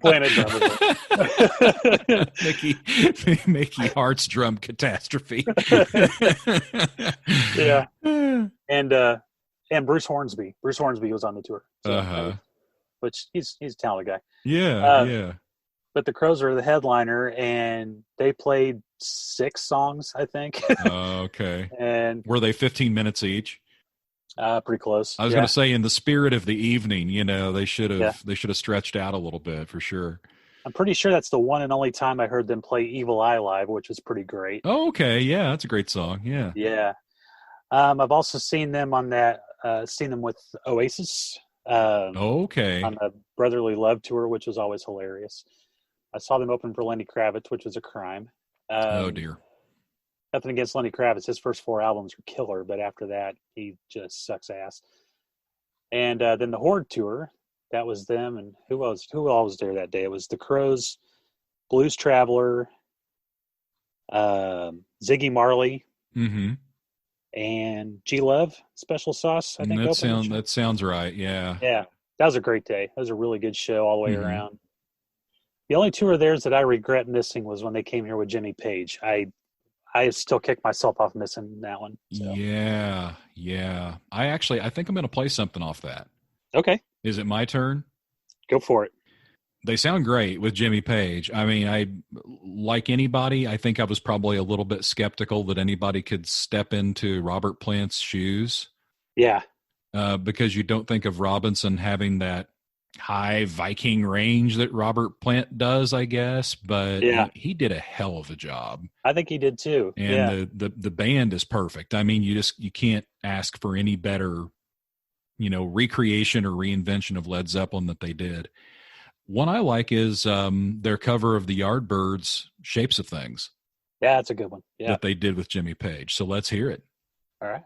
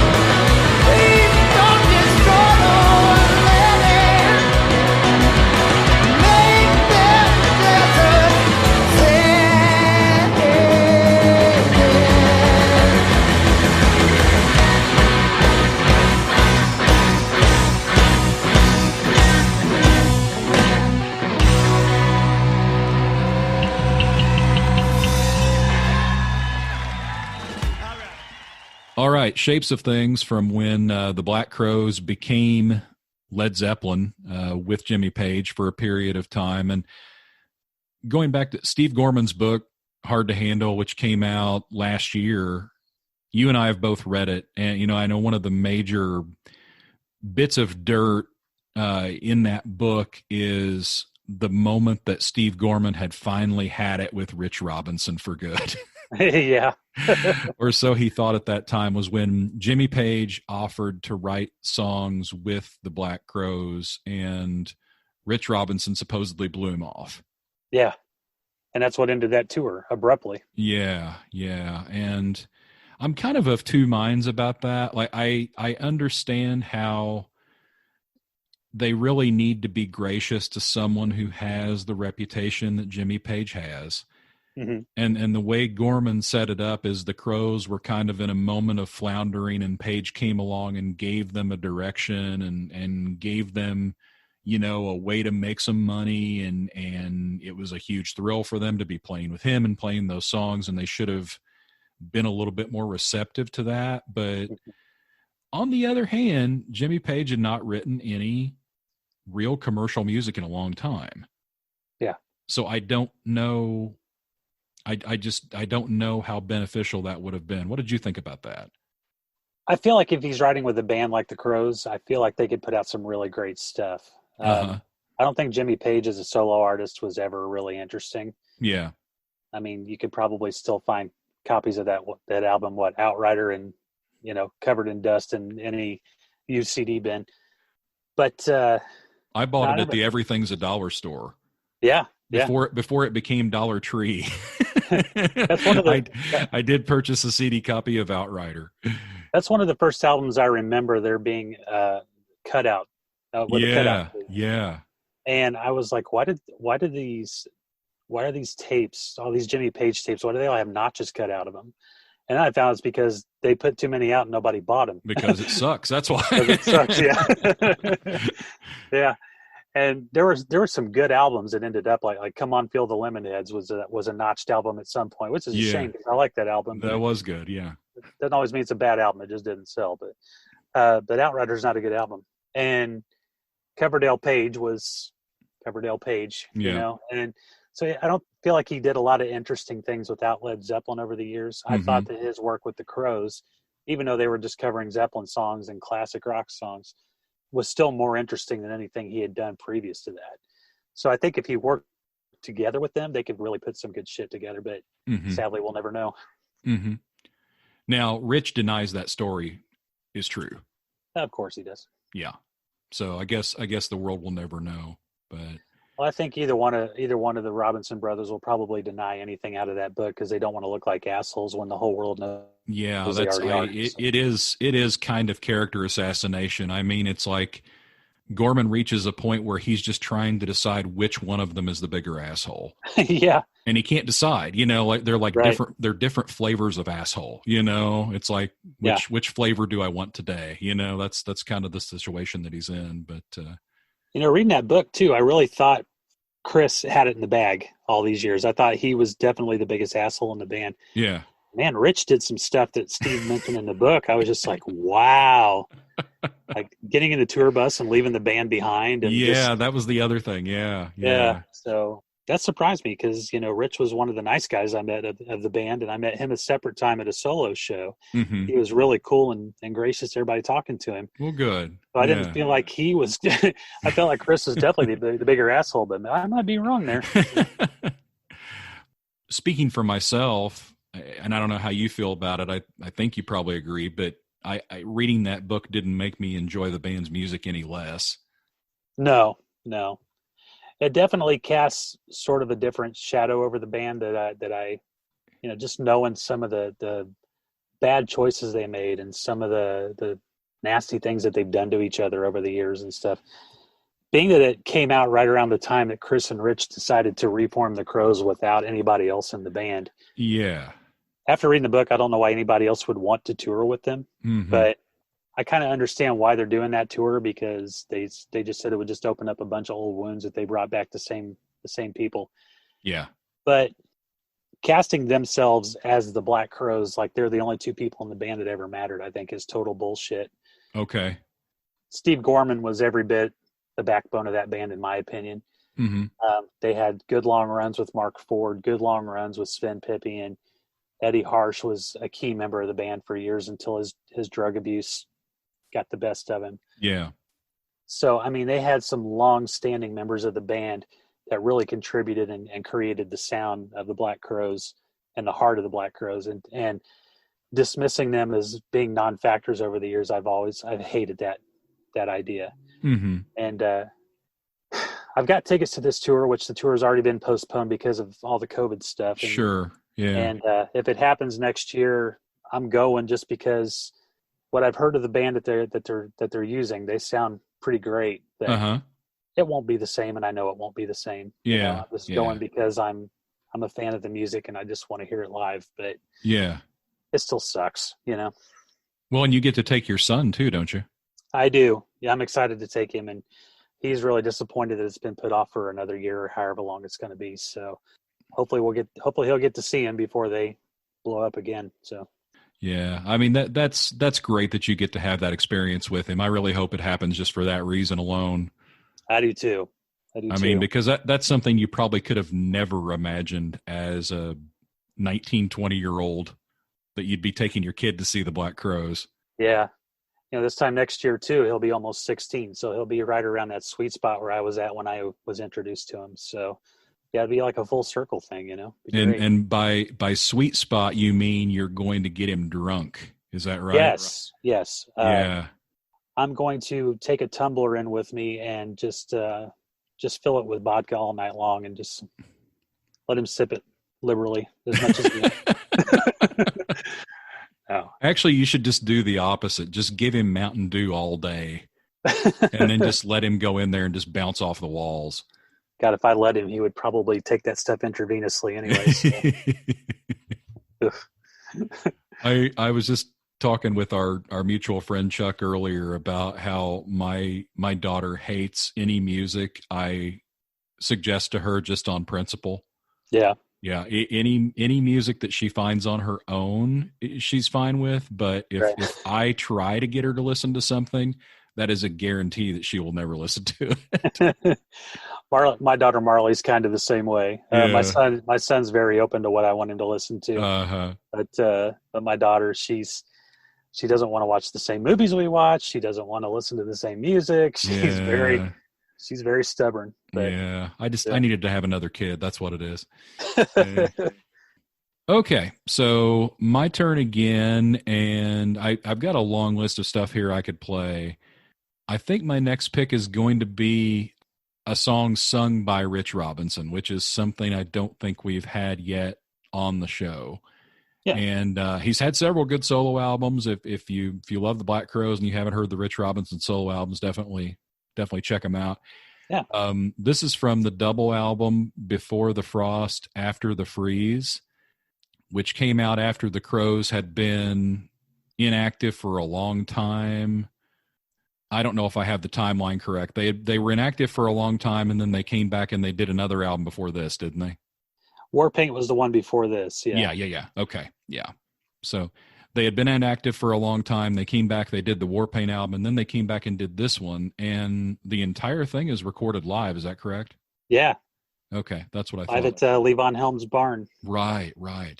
So this is a Rich Robinson sung Black Crowes song that I like a lot called What Is Home?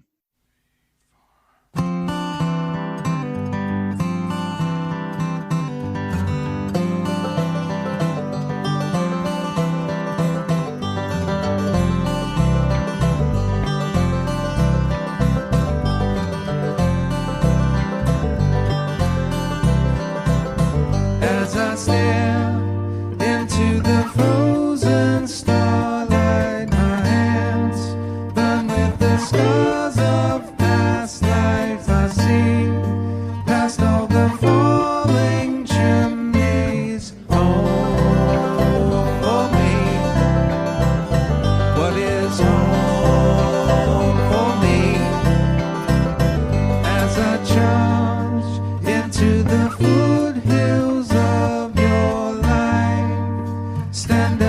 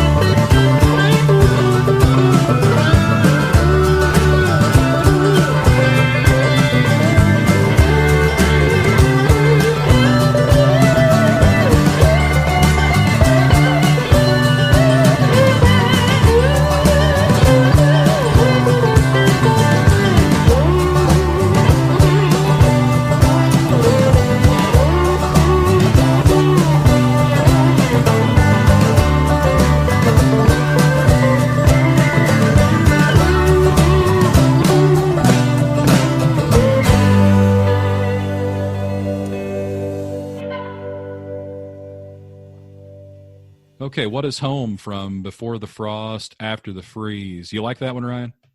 I do like this, but I actually like the Magpie Salute, which is Rich and Mark Ford's spinoff band of the Crows. Sven Pippian was in it too. So, but the Magpie Salute, they do this song, but they do sort of a rave up version of it. The intro sounds like the Faces, like it's real jaunty with piano and everything, and really great kind of shuffle rhythm to it. And then it goes into the song, and the rhythm of the song is more like it is on the Crows version, but it's electric, and it's I would think it's a better version, I guess is the best way to put it. But it's worth checking out. It's on the first Magpie Salute album, which I think is self-titled. Okay, so your turn. What would you like to play next? What do I have left? I got another deep track. The first time I heard this song was on a sampler for the Further Fest. It was like a promotional album for the tour, and at the time I'd never heard the song before. It's called Feathers. It's a ballad, and it's like a late night drive. This song, it's definitely a nighttime song. It's got that feel to it. Really, really beautiful song. I believe this was, if I'm not mistaken, it was recorded for the Band album, which is another scrapped album that they did. It's either Tall or Band, but I'm pretty sure it was Band in this case. There's another scrapped album where all the Lost Crows stuff comes from. It's funny that if we go to Oasis, for instance, they put out 2 albums, and then they put out a B-Sides and Rarities album right after that. What would it hurt to release those albums in those time periods, you know? I mean, if anything, just for the true fans, give them something to... Yeah, and what wasn't that? Didn't their fan club have something to do with Tall too? I think so. Yeah. Okay. I never joined that fan club because I don't like their fans. So I don't mean that. Come on. As Sloan saying, it's not the band I hate; it's their fans. Right. No, I met some really cool people through the Love of the Crows for sure, and so I don't mean that totally, but I do. The people on their message boards are terrible. So. Okay. Yeah. So I'm going to post this to the message board as soon as we're done recording here, and I may even give them your phone number if that's okay. So you can have some heart to hearts about what brand of sticks Steve Gorman uses, and right, and everything I got wrong in this episode. How many ice cubes Rich likes in his drink and things like that. Sure. Yeah. Bring it on. All right. Here's another pick from Ryan. This is Feathers.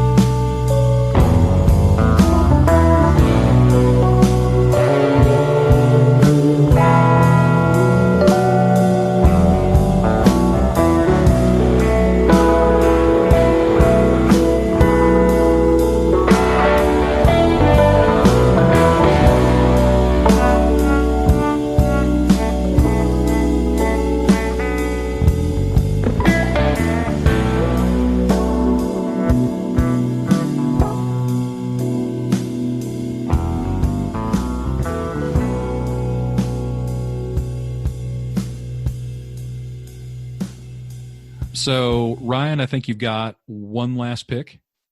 I do have one more, yeah. From Until the Frost Before the Freeze, this has been a long time waiting on love. Now, considering that this album was recorded live, this track is, in my opinion, the fiercest rocker on the entire set. Just, it comes out swinging and it goes out swinging. It's just, I love it. It's a really great rocker. One of their classics, in my opinion.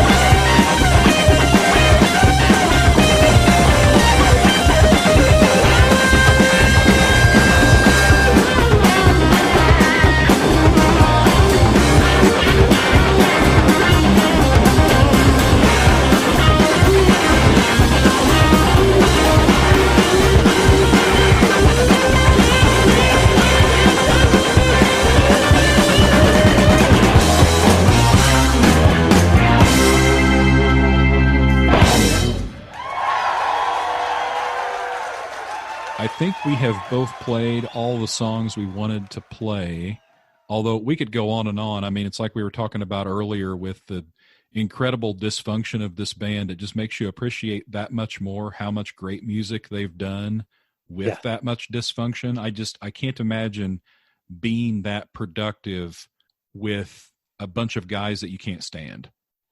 And going back to their new tour and how they're not including the old band and they're acting like the old band never existed. Mm-hmm. If it wasn't for those band members, they may not have got out the music that they did because of the dysfunction. You know, Mm-hmm. if it wasn't for guiding lights like Steve Gorman, like their manager Pete Angelus, and the solid musicians that have backed them up over the years, they may not have put out the music that they put out. They may have just disintegrated years and years ago. We may not have even had a third album. So it's, to dismiss the efforts of the rest of the band over the years, I think is really shitty on their behalf. Mm-hmm. And I totally understand why they're not touring with those band members. I do, but to act like they're the only two members that ever mattered is bullshit. So have they gone out of their way to say that? In so many words, I think. Uh-huh. And let's put it this way: Howard Stern, when they were on the show, he said you guys were always the two constants of the band. You're the songwriters, and you put the music together, this and the other. So you're the most important members of the band, and they didn't stand up for the rest of the band at that point. So I feel like they believe it. Mm-hmm. So yeah. So, that's the downside of the current reunion that's going on. We talked a little bit about the upside already. You get the chance to go see him again. You get the chance to take your son Dylan. I think another upside, if the photos and the videos can be believed, it does seem like the brothers are getting along a little bit. Yeah. They're giving off that image for sure. Yeah. I mean, I hope it's real. It's easy to fabricate things that aren't. But I mean, just to see the two of them together, smiling and acting like maybe they're enjoying each other's company a little bit. It has, as a fan of the band, it has to warm your heart a little bit. Well, I think a lot of the reason why they finally mended fences was because their dad died fairly recently. Mm-hmm. Not too recently. It's been within the last 5 years or so, I believe it was. And their mother's still alive, and the rift that was between them was really killing their mother. And I think they got together mostly out of their love of their family. Sure. And try to get back, get things back together, get their relationship back together.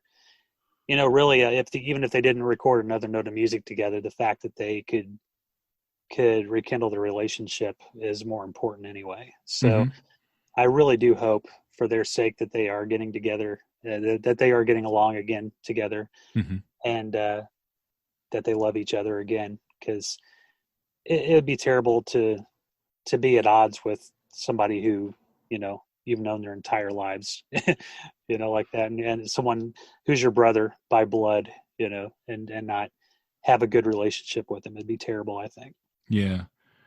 I mean, I know it's hard to predict something like this, but where do you see it going? I mean, do you ever see them recording new material, bringing the other guys back in, anything along that line? I mean, gosh, they're the type of band that could go on forever. I mean, if you look at their lineage, and you look at the Stones and the remaining members of the Dead and Rod Stewart and people like that. I mean, they're in their 70s and they're still recording, and I could see the Crows doing that. I could too. Mick and Keith really don't like each other, from what I understand. Right. They tolerate each other at best, just because, for the sake of the band and probably for the money. So, I mean, I could see Chris and Rich doing this for a long time, as long as they could coexist together. As far as bringing back other band members are concerned, never say never, but Gorman seems like he's pretty much washed his hands of them forever. Yeah. And it'd be a shame if if they got other band members back together, but not him, because he was there from the beginning. He was a core member of the band, and even dismissing him, like they seemingly have been, I know there's probably some more bad blood between them because of the book, even though they both the Robinsons claim to not have read it. Right. I kind of doubt they haven't, just because they're both such egomaniacs. You'd think they'd want to know what was in the book. Well, and there's also the possibility that somebody else read it and then gave them a version of it, which may or may not have made it even sound worse than what it was. Right. It's just hard to say. Yeah. But I mean, I hope that they can somehow get it all together and keep running it, at least in some capacity. I'd like to see them somehow end up in the Hall of Fame, even though a lot of people would say that doesn't really mean anything. Yeah. You know, I enjoy the Hall of Fame personally. I enjoy seeing a band that's had success over the years and have done some great work get noticed for it, you know, and you know, whether the Hall of Fame's bullshit or not, I like it. I like the Oscars. I like the Golden Globe Awards. You know, I don't watch the Grammys much anymore because music's not great these days. But I used to watch the Grammys all the time. I like seeing people that I enjoy being rewarded. You know, I don't know what it is. I like seeing everybody. What's wrong with you? You like award shows? Yeah, I do. I know. Jeez, let's close this thing down. Why did we even talk today? Good Lord. I'm such an asshole who loves. You think you know a person, and then they pull this shit out on you. You know, I like award shows. Good God. Do. I enjoy it. I love the pomp and all of it. You know, mostly the pomp. Mostly the pomp. I'm a big fan of pomp. Yeah. You know what this show needs? More pomp. More pomp and a little bit of circumstance to go along with it. Yeah. I don't really dig the red carpet shit. I just like the show. I like the entire thing. It's unless somebody just does something crazy or inappropriate, and then it's good. But yeah. I know what you're saying about the Hall of Fame, and I've watched some of those induction specials that they've put together, and I've enjoyed them. I mean, you know, without that, I mean, that Prince "When My Guitar Gently Weeps" moment, I mean, that's one of the pinnacles of Prince's career, you know, in a absolutely career full of them, you know. I mean, people talk about that all the time, you know. I mean, it's hard to imagine that performance not existing. Well, and just seeing bands like Heart, you know, get noticed because they've done some great stuff over the years, and seeing their original band get back together for a song and just killing crazy on you. Oh my God, that version that they did on their Hall of Fame induction was so great. Mm-hmm. And Nancy Wilson is a lifetime crush, and seeing her play that acoustic intro and then do the high kick to go into the song. Oh, that whole thing just from start to finish was wonderful. Yeah. We may need a minute now. Yeah. Separately. So you get to see, that's the great thing about these shows. You get to see big moments like that. You know, there's been so many great collaborations at the Grammy Awards. Even if you don't give a shit about who wins what award, you get to see some great performances. You know, you get to enjoy music and see special things that you don't get to see on a regular basis. So people can shit on the awards all they want to. There's something there that I love. You know, you get to see things that you don't get to see normally, and you get to remember them, and you get to relive them on the internet later. And just, I love it. So fuck all you people that don't like award shows.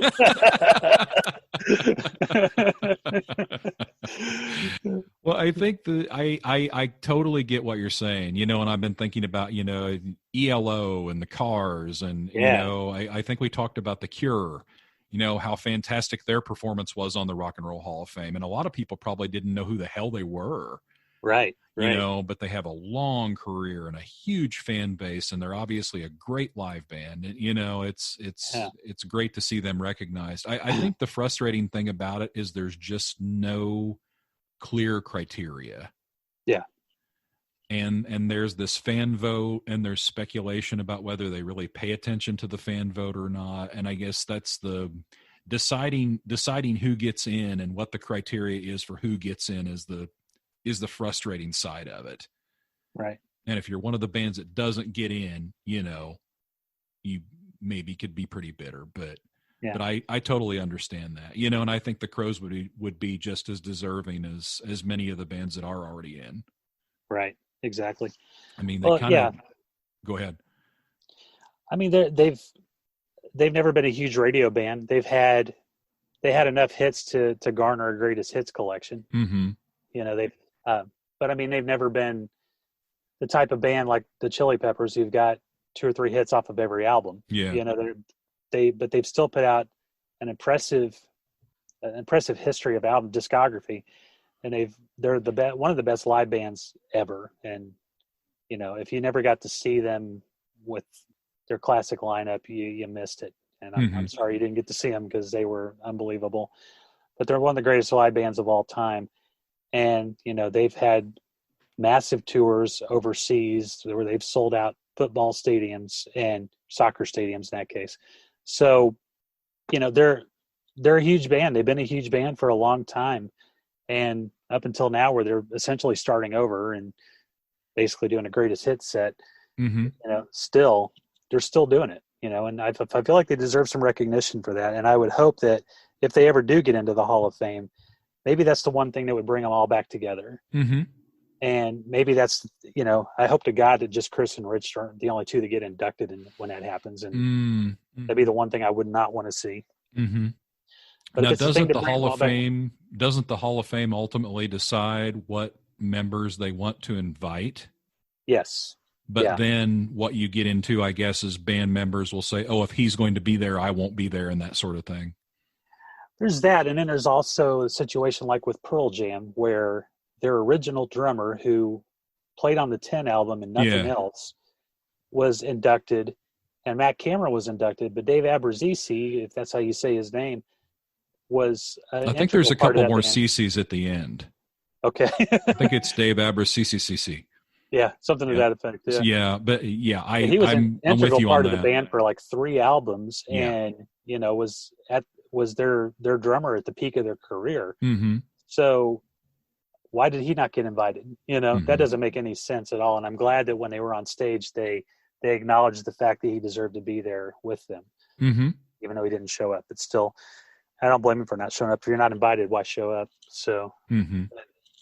So, yeah, I hope it's not a situation where just Chris and Rich get in, because that would be awful. But if they do decide to invite like Mark Ford, Steve Gorman, Johnny Colt, Sven Pippian for that matter. I mean, he had a long run with them as well, and induct Ed Harsh with them. And that'd be great to see them all get back together, and maybe that would be the thing that would get them back together for an album or get them back together on the road or something. So who knows? Okay. So I guess it's about time to wrap it up. Brian, thanks so much for doing this with me. It's been a lot of fun.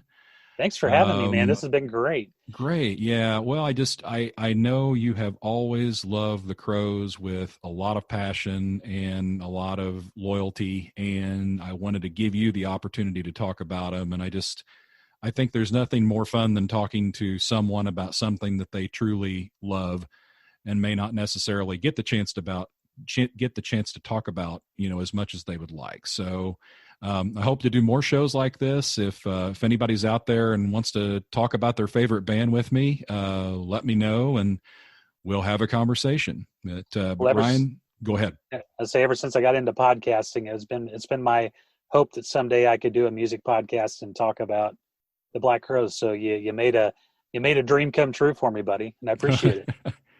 And I'm about to make another one come true. I probably won't put that in.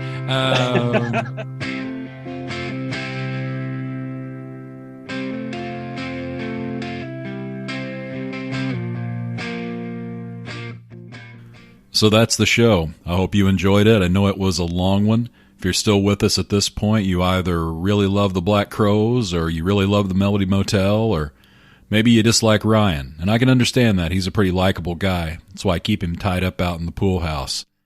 Thanks so much again for listening. If you have a favorite band and you'd like to come on the Melody Motel and talk about them, let me know. Maybe we can set something up. And if you're hearing us for the first time or you just haven't subscribed yet, please make sure to do that. Like us on Facebook, like us on Twitter, and follow along. Good things to come on the Melody Motel. Now, Ryan and I talked about this off the air. We would be remiss if we did not dedicate one song to another good friend of ours and a huge fan of the Black Crowes, the aforementioned Sean Jimmy Cox. Going out to Sean, this is My Morning Song by the Black Crowes on the Melody Motel. See you all next time.